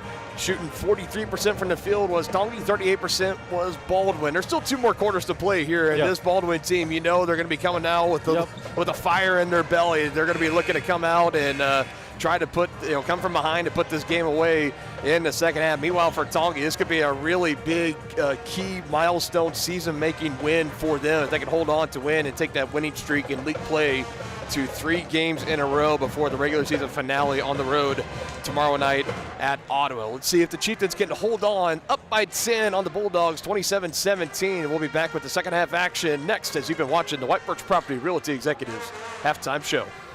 Your home for live, local sports. Varsity Sports Live delivers professional level coverage with high-quality video and broadcasters that know your schools and community. Touchdown, Tonganoxie! With the support of local businesses, you never pay to watch Varsity Sports. Live, local, free high school sports coverage. That's Varsity Sports Live.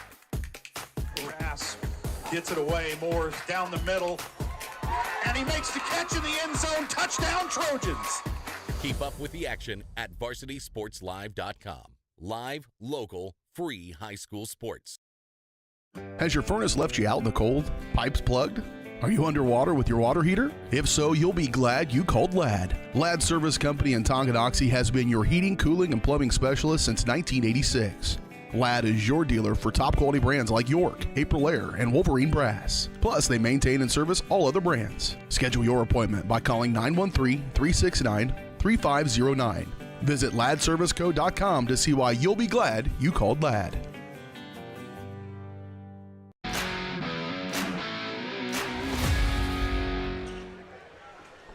Baldwin will open up in control with the basketball. Start of this second half, start of the third quarter. Dylan Funk alongside Dennis Drennan. I've been watching along here on Tonganoxie Sports Live or via the simulcast over on Baldwin Sports Live. So glad each and every one of you have taken time out of your Monday night to enjoy some very entertaining basketball games so far as Leo Schoenberger opens up the scoring in the third. Yeah, that's going to be the emphasis for this Baldwin team is to score in the paint. I think they called that on the floor. Foul on the floor.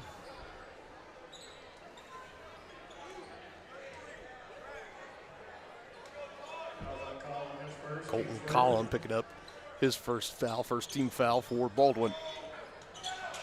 Deflection by Smazel on the inbounds, but still able to control Schmidt. Same starting five that started the game out there for Tonganoxie. Same for the Bulldogs. Langford, hesitation move, kicks it out. Byrne on the way from three, too strong. And Collin able to gobble up that rebound before Schmidt could come over and contest. That's going to be a big key in the second half, if you ask me, is the three-point shooting for Tonga. They went 5 of 12 in that first half. Can you continue to keep that clip up? Because if the three ball goes cold in the second half, that's really going to open the door for Baldwin to cut into this, what was already a double-digit lead. It's now already down to 8, but that can really be a big thing for Baldwin to help get them back in control of this game. Quick movement here. Another three on the way, and another one offline. And a foul on Rowe and the shove in the back of Collin as he was anticipating that ball to come off the board. That was the correct call.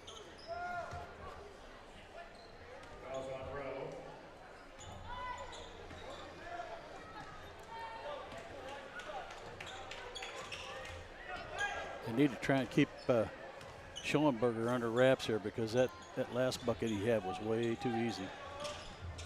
There comes a double team. It just able to go through it, a hot knife through butter. Leo Schoenberger, all 4 points in this second half thus far. And you mentioned that double team coming over, and it was just not enough resistance to keep the big fella out of there. So now a 6-point game. You just can't let him catch it that deep, though.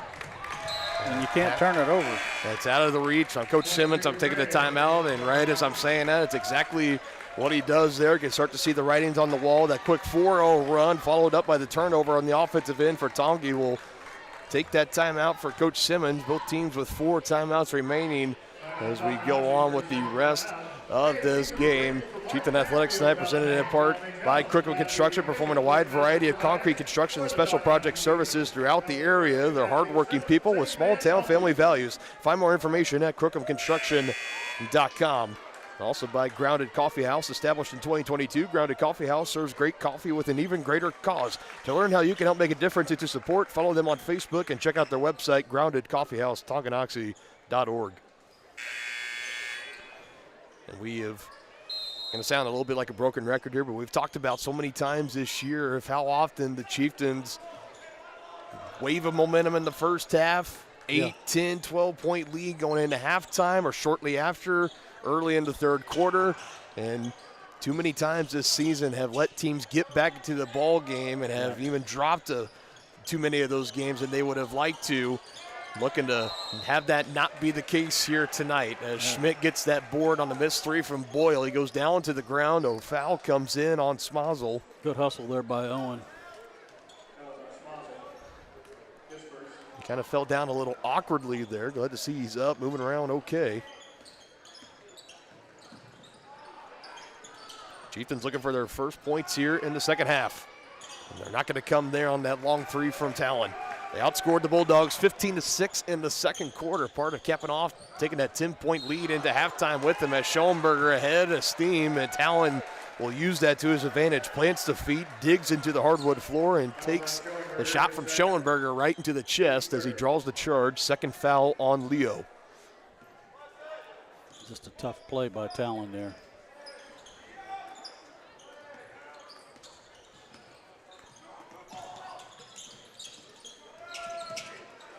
Chieftains need to score here. They're going to get Schoenberger with that? They will. That's 2 quick third fouls. Yep. So now that will bring in Nick Johnson along with Jackson Wood, number 4. They really have some height in there now.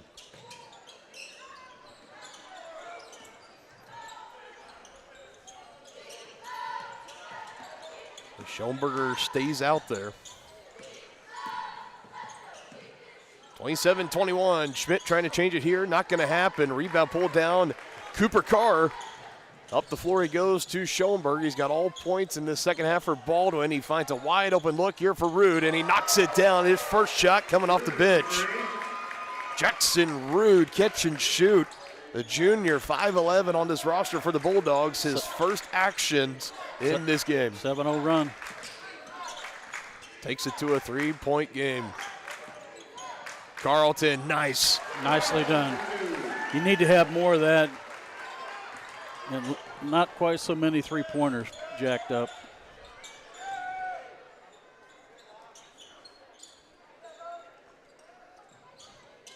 Johnson back to Schoenberger up top. Now back in the hands of Johnson. Up top to Rude. Just had the three on the last possession.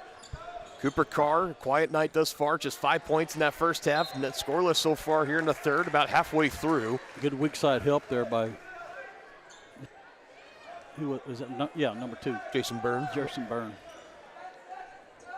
About a handful of times already where he's been able to get a hand in there, knock a ball loose. Created a couple of turnovers tonight. This one stays with the Bulldogs. Johnson, entry pass off the shin of Carlton. It stays down here, looking to go down low to Colton Collum. Oh, yeah, that's the emphasis. They want to go low. No doubt about it. To the tall guys. No doubt.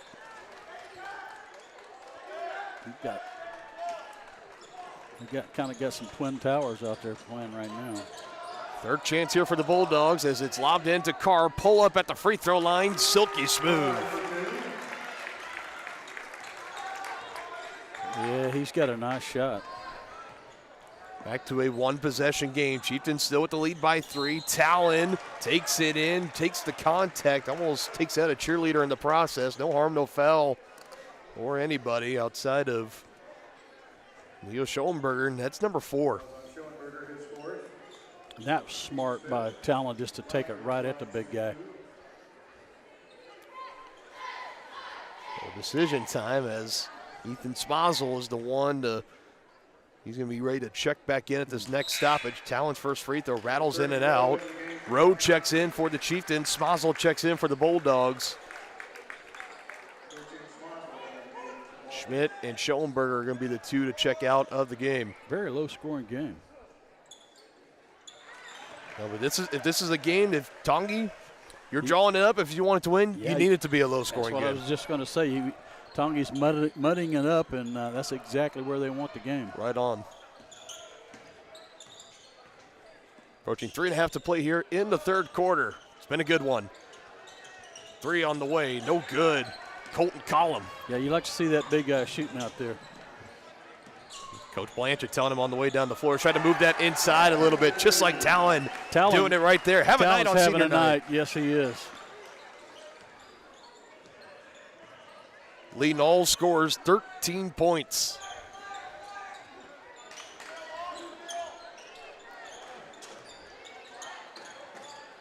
Chieftains starting to answer. Let them shoot it out there. Smazel back to Carr, head fake, Talon on him as he drives to the right. Talon's done a good job on him. Smazel contested by Langford off the backboard with 5 seconds on the shot clock. Great defensive stand for Tongi. Yep, they're still out hustling them. Carlton up the floor, finds McRae. Hot knife through butter in the lane, and he gets it to go. Lachlan McRae, the Dark Knight of the Tongi Chieftains. Gotta love it. I don't know if you saw last week, they photoshopped him in the movie poster of the Dark Knight, the Batman movie. Christopher Nolan. It was pretty sweet. Carr's 3 offline, saving it as Smazel. Shot way offline for Rude, just trying to force something up there. Here comes Tongi. Talon. Carlton underneath, got by Rude and able to finish it. And can we see a timeout here taken for Coach Don Blanchard and the Bulldogs? They back down by 10 after they had it to a 3-point game on a 7-0 run coming out of the halftime locker room. Now the Chieftains on a run of their own. Have their footing back underneath them, do the Chieftains. Coach Blanchard going to let his team try to play it out. Let them try to figure it out. Number 4 team in 4A. And now here's that timeout coming in. 13 seconds on the shot clock. It's going to be a full timeout, and we'll take it with them. Tonganoxie showing out on senior night tonight. Looking to pull off the upset of the Bulldogs. 1:41 still to play in the third. You're watching Chieftain basketball on Tonganoxie Sports Live. A great collision on the field? awesome. An awesome collision on the road? Not so great. If that bad play does come your way, take your car to SNS Auto and Body Shop in Tonganoxie. SNS has been the area's premier auto collision repair center since 1972, working on all makes and models, glass replacement, bumper repair, fiberglass and plastic, color matching, and so much more. And they work with all insurance companies. Get your ride back in the game and learn more at snsautoandbody.com or call 913-369-3193. Midwest Chiropractic Center is a friendly and caring clinic providing comprehensive care for your chiropractic, rehabilitative, and fitness needs. Upon entering one of our offices, you are treated like family. The staff cares about your health, and their approach to care proves it. With 3 locations in Tonganoxie, Lansing, and Bonner Springs, plus some Saturday hours, Midwest Chiropractic Center is dedicated to offering affordable, gentle chiropractic care. Midwest Chiropractic Center, getting you back to active. Coming out of the timeout, now on the other end of the floor. That last timeout taken by Baldwin. There's 10 seconds and counting on the shot clock. So got to get something going up here quick. It's in the hands of Cooper Carr. Looking to pass it off. He finds it here. Now back in the hands of Carr. Shot clock violation. And I'm not entirely sure, because we mentioned on that last scoring possession for Tongi, do you take the timeout here if you're Baldwin? Back down by 10. They let time go until 13 seconds. Then the timeout came in. And I'm not sure. I know Coach Don Blanchett, he's led his team to on the verge of a 3rd straight state appearance this year. I imagine that had to come up during that timeout, saying 13 seconds, we got to work fast here. But time runs out on the Bulldogs. Lachlan can't score at the other end. So here's a chance now. That 3 offline, into the far corner it goes. Carlton has it, goes knocked down to the ground. It stays here with the Bulldogs. He had Cooper Carr running it down alongside Logan Scott.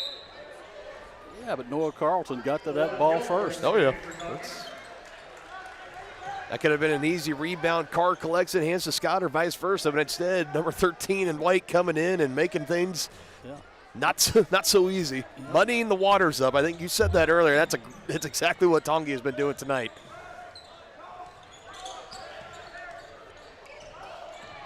Under a minute to go here in the 3rd. Carr, pull up, no good. This time, Smozzle flies in and creates a second chance for the Bulldogs. And he hands it to McLaughlin. Second chance points.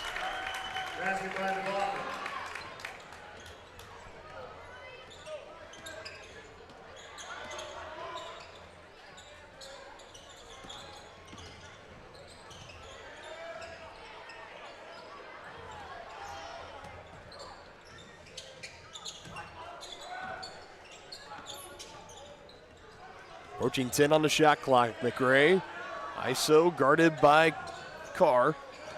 Trying to go down underneath, taken away. Smozzle trying to do some work here late for the Bulldogs, and he draws the foul on Jet Gilmore. 2 free throws coming for Ethan Smozzle.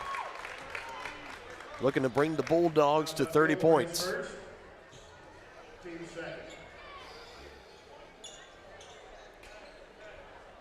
Two big free throws here for Ethan Smozzle as he will look to make it a 2-point game again, as both teams will be making substitutions after this first free throw. On the way from the southpaw Smozzle, and he gets it to go. Talon Langford checks in for Tonganoxie, and you have Jackson Rood and Nick Johnson both checking in for Baldwin. Anthony Rowe will be the one to check out for Tongi. It'll be Collum and McLaughlin to check out for the Bulldogs. Second free throw looming here for Ethan Smozzle. Knocked down the first attempt. It's in the air, takes a couple of bounces and falls in. So now a 6-point lead for Tongi. That ends their little run to answer the 7-0 run for the Bulldogs as they headed at a 3-point contest early in this 3rd. Gilmore on the head fake, back to Carlton. Crossing over on Smozzle, put the shot up offline as clock was winding down. A forced shot to end the 3rd quarter. And Baldwin, you could not ask for a much better 3rd quarter. They started out strong, and even after being back down by 10, able to close out the 3rd quarter strong. 6-point game as we head to the 4th and final quarter coming up on Tongi Sports Live. Does your roof have possible storm damage? Looking to get solar panels? Or is it just simply time to get it inspected? That's where Balmer Roofing and Solar come into play. Balmer Roofing has a combined 40 years of experience with JAF Master Elite and Emerald Pro contractors.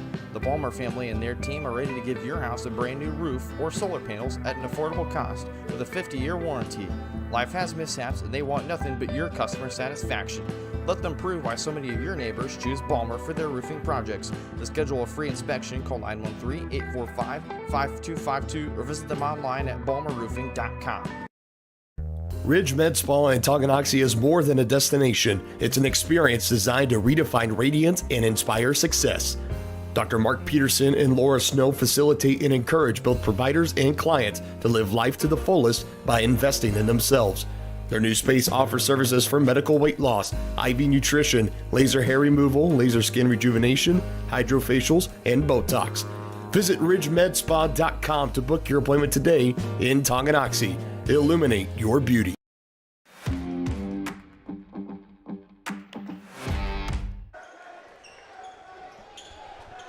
So eerily similar to how the first matchup went as we head to the fourth quarter. And the first time it was the Bulldogs that were holding on to about a 5-point lead. It's the Chieftains that now hold on to a 6-point lead. Baldwin was able to go on a quick 11-0 run to start the fourth quarter in the last matchup to close out the win. Tongi looking to do the same here and close out a big upset. Be considered one of the biggest upsets in 4A, at least in the 2025 portion of the season. Baldwin currently the 4th ranked team in 4A East, as here's a turnover on this possession, trying to skip it down low. Baldwin currently being one of the top 4 teams in the state, or in 4A. That means they would be one of the teams that would be able to host the sub-state championship game. The top seeds ahead of them. You got Ottawa at number 1, and Rock Creek at 2, Chanute at 3, Bulldogs at 4. And now we know, again, how important these free throws are here in the fourth quarter. Yep. In the girls' game, the Chieftains lost by 11. They missed 12 free throws in the game. Like we mentioned, though, it is really, it's asking a little too much to say you're going to go out and go 100%. Anything less is not good, but definitely need to capitalize when you get the chances to. And Talon goes 1 for 2 on that trip. 7-point lead for Tongi. Smazel, tight defense by Gilmore, trying to shake him off, finds it to Collum. Underneath he goes to Schoenberger, and a whistle comes in, and a hold will be called on Carlton, trying to deny that entry pass, looking to hold his own underneath against Schoenberger. Only the second foul on Carlton. Jason Byrne checks in for Jet Gilmore for Tonganoxie. Looking through our personal fouls outside of, on the Tongi side, nobody with more than 2. You got Collum with 3, Schoenberger with 4 for Baldwin. So those will be huge to keep an eye on as we go along. An open look at the free throw line, left short by Smazel. Here's McRae and the Chieftains back the other way. Ethan Smazel picking the pocket though, however, and one solid motion. He kept the foot inside the baseline over on the far side. Takes one away for Tongi, steals a possession. Now underneath to Collum, goes through Carlton, a little bit too much. Or underneath, that's Schoenberger, and that's it. Leo Schoenberger has fouled out of this game for Baldwin. I thought initially it was Collum underneath, but it is on Schoenberger, so he is fouled out of the game. And there's the first really big domino to fall as far as foul trouble. Yeah, no question. That's a huge loss underneath for Baldwin. They have guys that can help kind of patch the hole up, don't get me wrong, but it is really hard to replace a Leo Schoenberger when he fouls out. It stays a 7-point Chieftain lead. Leo leaving the game as the leading scorer with 8 points for the Bulldogs. Yeah, shout out to Noah Carlton there for standing his ground and taking that charge. Now travel here on Tongi, turning it over. So a lot more attention. It's going to be focused underneath to Collum. You also have McLaughlin in there. He's going to try to help Collum out as much as he can underneath. And now this could be a point in the game for the Bulldogs. You could start to rely on your junior point guard, Cooper Carr, who's got 7 points so far, and maybe he can come through with some big buckets and some big points for the team. He's got the ball in his hands right now, in the paint, trying to do something with it. Can't finish with the left hand. Now when Schmidt takes the board. Yeah, he was trying to do too much there. You could tell we talk about his teammates starting to maybe feel like he can start to produce a little more. You know, he's telling that to himself too. He holds himself to a high standard. That last shot a little bit forced. See what they can come up with on this possession. Underneath they go to Column. Gets around Talon Langford. Just kind of beat him in positioning a little bit there. As Talon just had to surrender those 2 points, trying to stay out of any more foul trouble. Back to a 5-point game.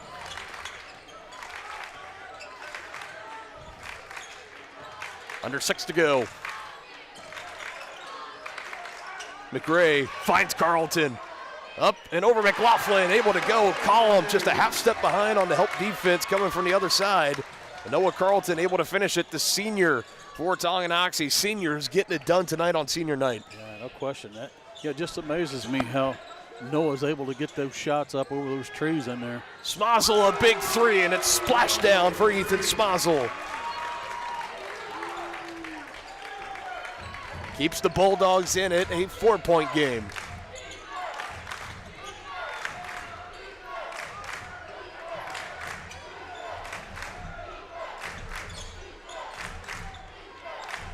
Chieftains trying to hold on, looking for their 3rd straight win and hand the Bulldogs their 2nd straight loss.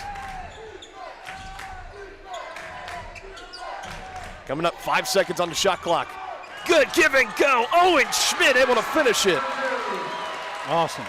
Gave it to Carlton, and just as fast, Carlton gave it right back to him, able to finish it with the lay-in with the right hand. Back to a 6-point lead.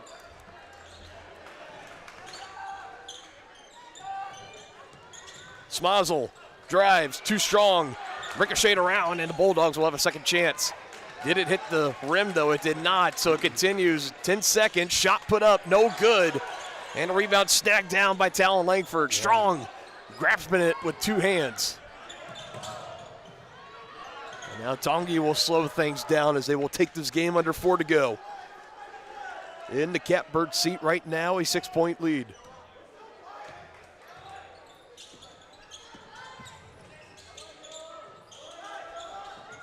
Schmidt inside.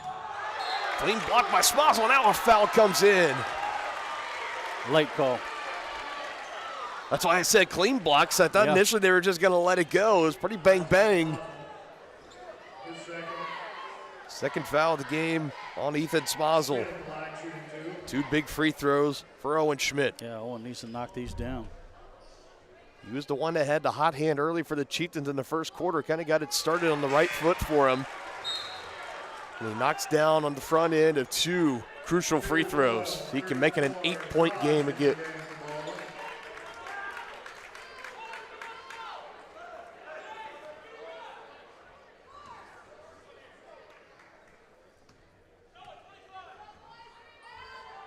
Schmidt takes his time, second on the way. Hard iron, burn. Oh, somehow he had that board. It was knocked loose, and Carlton there to collect. I don't know how Jason Byrne came out of it. There were 3 purple jerseys around him. Now McRae gets his own board off the glass. 3 chances, and it does not go for Tongi. Stays a 7-point lead. Carr on the drive, foul on the floor.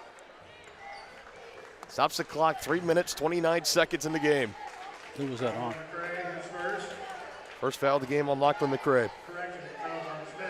They give it to Schmidt.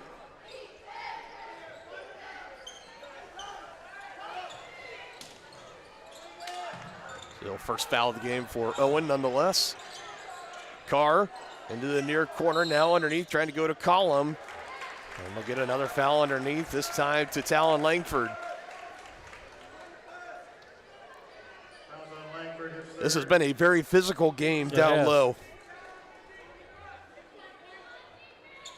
Don't tell the Chieftains that they've been giving up 2, 3, 4 inches to the Bulldogs tonight. They've been battling hard tonight.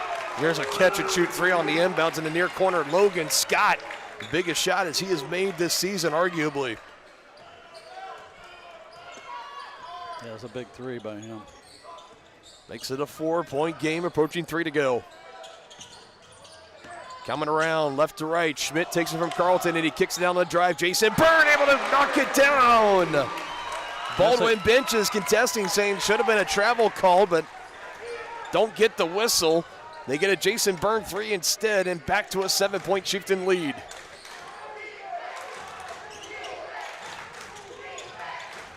Boyle drives. He finds him again. No good. Carr able to tip it. Has it.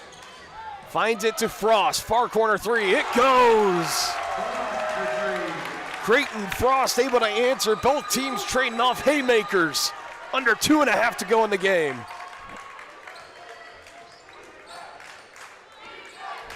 This is Frontier League basketball at its best. Been quite a game. McRae skips it to Schmidt underneath. Goes up strong on Collum and another foul. Now you got to hit these free throws. Yeah, Collum, and you have Carr in the area. Who are they going to give it to? And it will be against Carr for his third. Schmidt's at the line, shooting 2. 2 free throws for Owen Schmidt.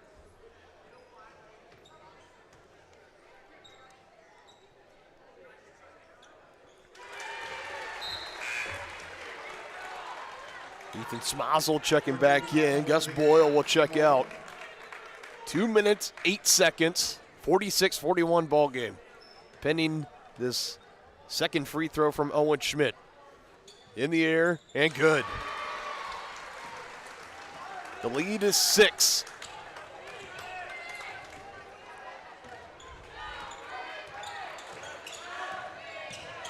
Tongi took the lead in the first half, has held it all throughout this second half. Cooper Carr, too strong on the three. Smazel able to get that board, took it away from Schmidt and Langford. Into the hands of Collum. Carr for three again, no good. Long rebound, wisely Talon will let it go out of bounds for Tongi, as they will have control of the basketball. 1:45 to go in the game. Nick Johnson checks in for Creighton Frost, and you will also have Jackson Rude checking in, and he will bring out Logan Scott. I'll throw this out here too. 4 team fouls for Baldwin, 3 team fouls for Tongi. So I imagine bonus free throws are going to be a part of this game as we go along. Lachlan able to save it, nearly a turnover. That was Nick Johnson almost able to take it away for the Bulldogs. Lachlan Johnny on the spot, able to collect and save as they could take it under 1.5 minutes. Drives left on Smazel, does Lachlan. Stops at the elbow, rifles it to Schmidt right near our side. Back up near the top to Lachlan. Smazel puts it on the ground. Schmidt able to control. Under 10 on the shot clock. Lachlan, mid-range, offline, did not hit rim. Got to get something up here quick. Back in the hands. Lachlan 3, hit short. Schmidt second. Oh my goodness, did it grace the rim? Did it grace the rim? They're going to say it did grace the rim. A foul comes in here. Head coach Don Blanchard for Baldwin is contesting it. Did not hit the rim. And I got to tell you, that is, ooh, so close. It looked like it hit the rim.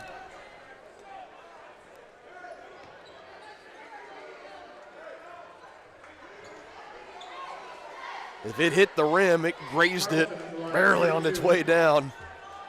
But it works, so it saves the Chieftains from the shot clock violation. The foul came in on the first free throw from Carleton, falls off the iron on Nick Johnson. He picked up his first personal. More rapid substitutions here for the Bulldogs. 1:05 minutes to go in the game. Chieftains up by 6.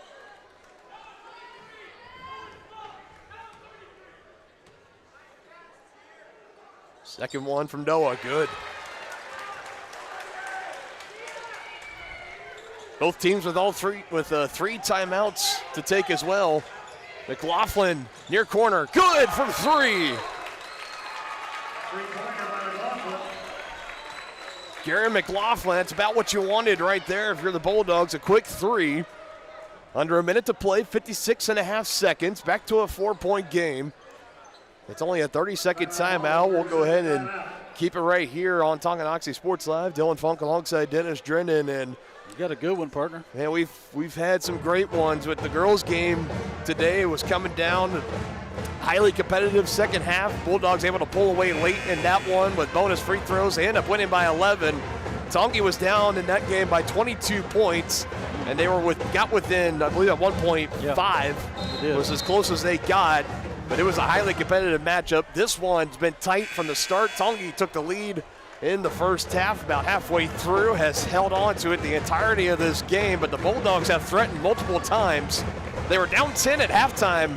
They came out on a quick 7-0 run. It was a one-possession game, and a lot of that was charged by Leo Schoenberger. He had the first 4 points of the third quarter.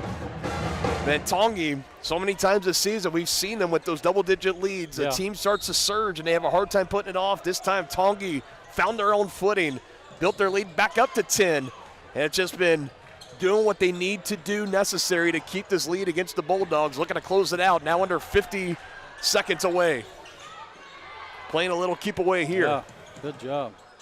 Coming up 20 seconds on the shot clock. And a foul will put Tongi at the free throw line. And a timeout comes in here. Baldwin wanted to travel, but a timeout comes in from Coach Simmons. Coach Blanchett still trying to contest and protesting. That was a travel call, and the timeout coming in, bailing out the Chieftains. A full timeout will take it with them. 4-point ball game between the Chieftains and the Bulldogs on Tongi Sports Live when we return. There are places where all roads lead to families providing for their loved ones and their community, where friends are found down every street. That's where you'll find us, taking time to get to know you, calling you by name, generation after generation. Farm Bureau Financial Services. It's your future. Let's protect it.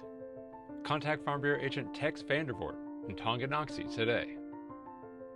When it comes to rehabilitation, despite what you're told, you can choose where you want to go.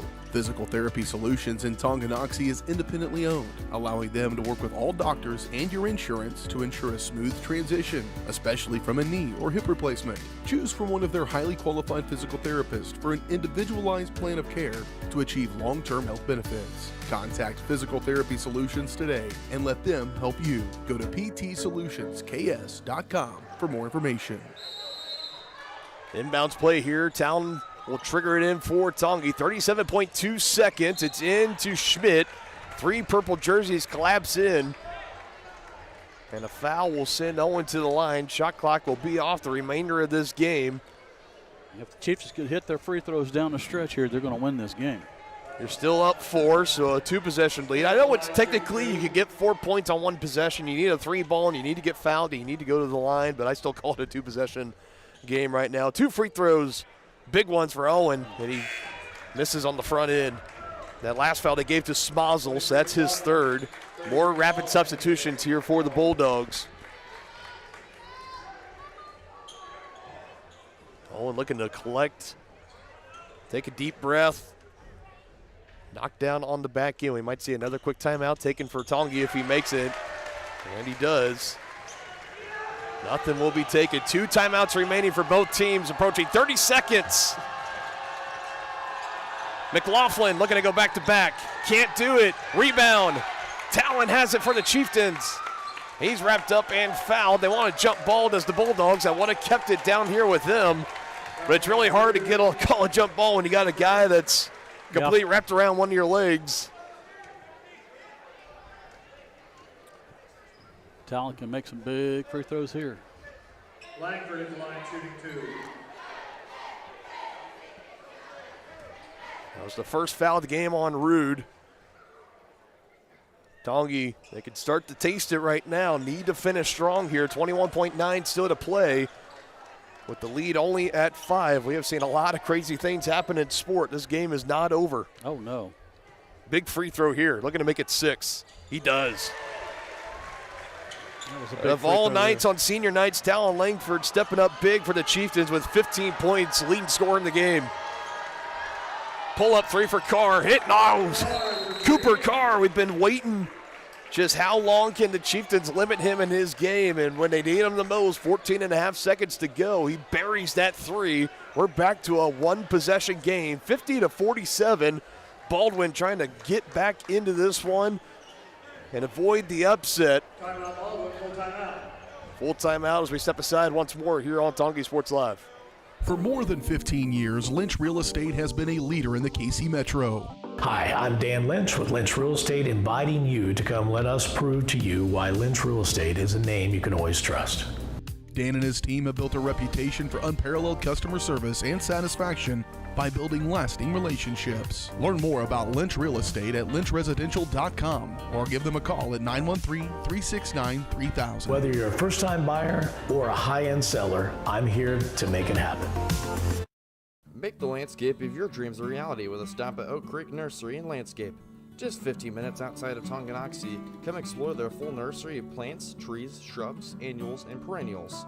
Learn from their certified specialists about proper seeding, watering, planting, lawn treatment, and so much more. Visit their website to enroll in classes, preview upcoming events, and request an estimate for your next project. Or give them a call at 913-351-5296. Oak Creek Nursery in Lansing. Inbounds here. Chieftains got to get in safely, and they do. Got to get it across the timeline, avoid the turnover, too. Simmons might take a timeout. No, they turn it over. Carr for three, breaks it in. Oh, my goodness, you are kidding me. What just happened? He was fouled, too, wasn't he? A chance to take the lead on a 4-point play from Cooper Carr. No way that just happened. No way that just happened. Where was the timeout? Cooper Carr when you need him the most. Yep. Single-handedly has erased this 6-point deficit for the Bulldogs and can give them the lead at the free throw line. Oh my goodness.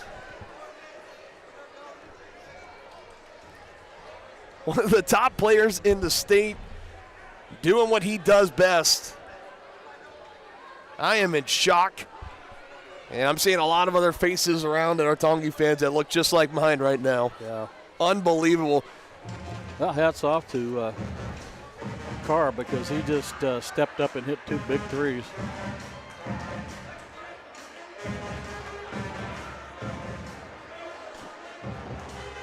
Wow.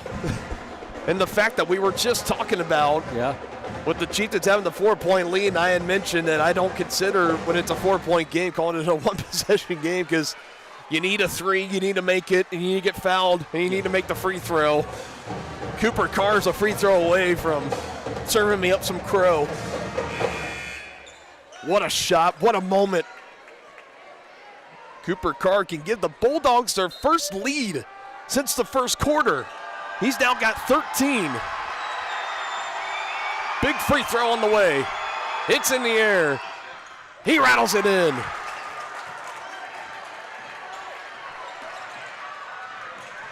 Schmidt for the win. Doesn't go. Rebound, pulled down, and the Bulldogs will escape with a win. Spoiling senior night for the Chieftains. Cooper Carr put on his Superman cape and gets it done for Baldwin. That's a heartbreaker for the Chiefs. That is an absolute heartbreaker. Number 4 team in 4A East. You have them on the ropes. You have them on life support. And Cooper Carr in the very end was bottled up, was limited for the most of this game.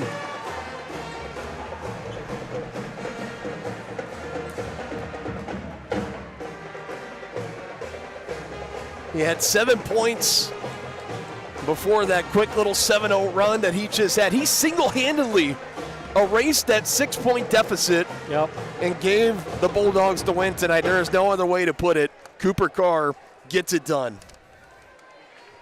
Yeah, you just have to take your hat off to that young man. Man, oh man. He made it happen. Brothers Market post-game show. You can check out their weekly ads and specials in-store or online at shopbrothersmarket.com. Brothers Market, where they treat you like family.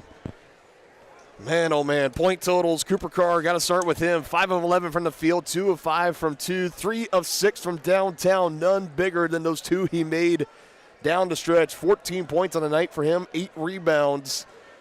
You had Boyle with 2, Rude with 3, Smazel with 5, Schoenberger with 8 after he fouled out of the game, shooting about 50% from the field, 4 of 6 from 2, 4 of 8 total from the field.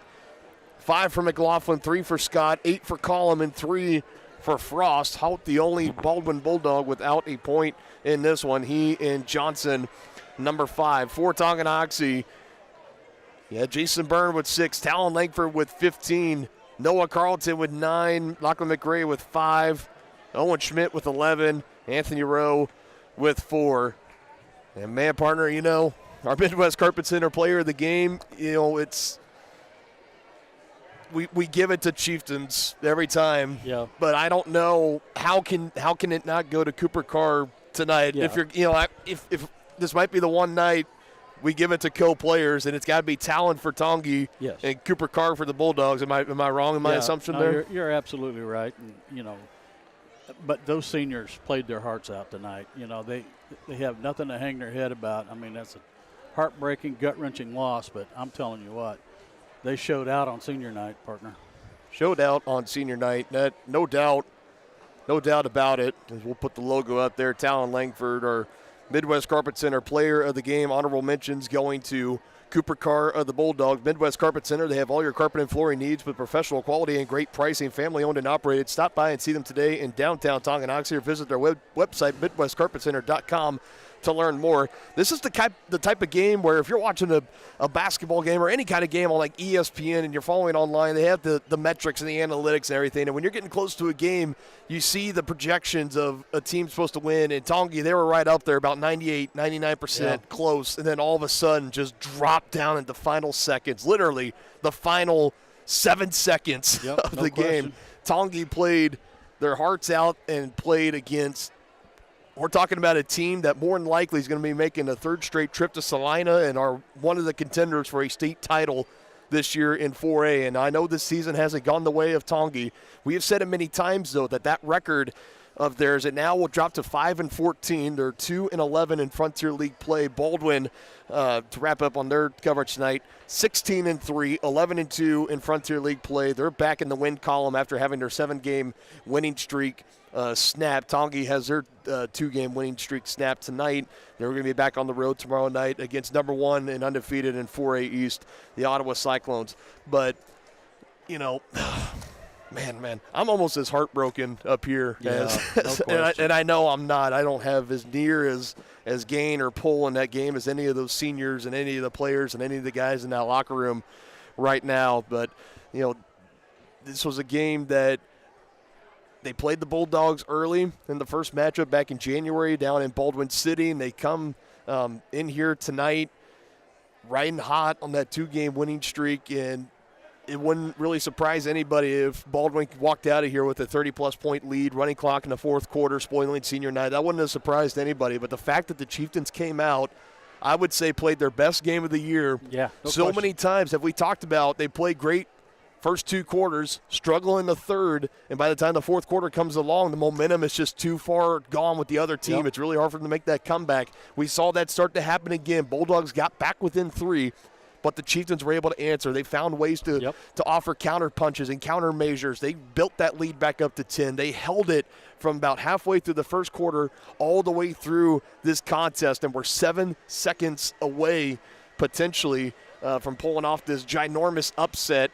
The thing that I'm going to look to on that inbounds is that Tongi had 2 timeouts. I'm surprised the timeout wasn't taken there to avoid the turnover, and it was Carr that took it away, got around the Tongi defender right at the 3-point line where he just made the first 3 prior to that to make it from a 6 to a 3-point game, knocks it down and is fouled, banks it in, and completes the 4-point play. I can count on my hand how many 4-point plays that I have seen this year, and I've seen 3. Yeah.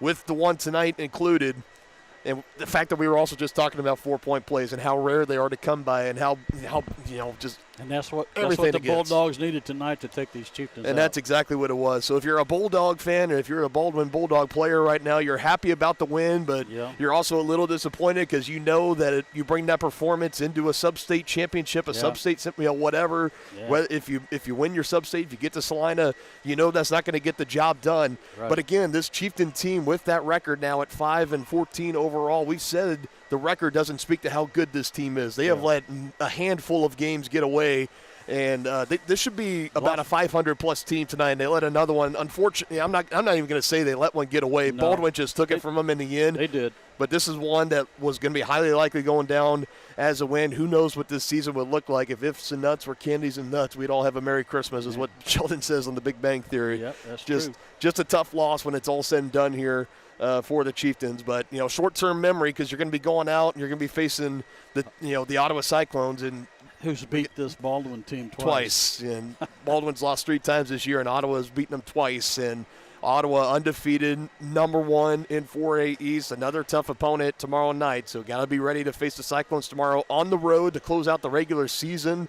Girls game, as always, will start at 6 o'clock. Boys will follow at around 7. I'm saying more about 7:45 or so, because I know Ottawa's going to have their senior night festivities and stuff tomorrow night. So, but we'll be there. You and I will be there to close out the regular season, and then we'll just wait and see of postseason matchups and stuff. But that'll do it for us here tonight. Baldwin able to sweep the doubleheader tonight, and both the games in the regular season, the girls for Baldwin winning both games this regular season against the Lady Chieftains, and the boys team closing it out on the back of that final second 4-point play from Cooper Carr. Unreal stuff, what he was able to do here tonight, and Baldwin escapes with the victory outside of Chieftain Arena. We'll see you guys again here tomorrow night right here on Tonganoxie Sports Live. Thank you all for joining us tonight, and to our fans over at Baldwin Sports Live.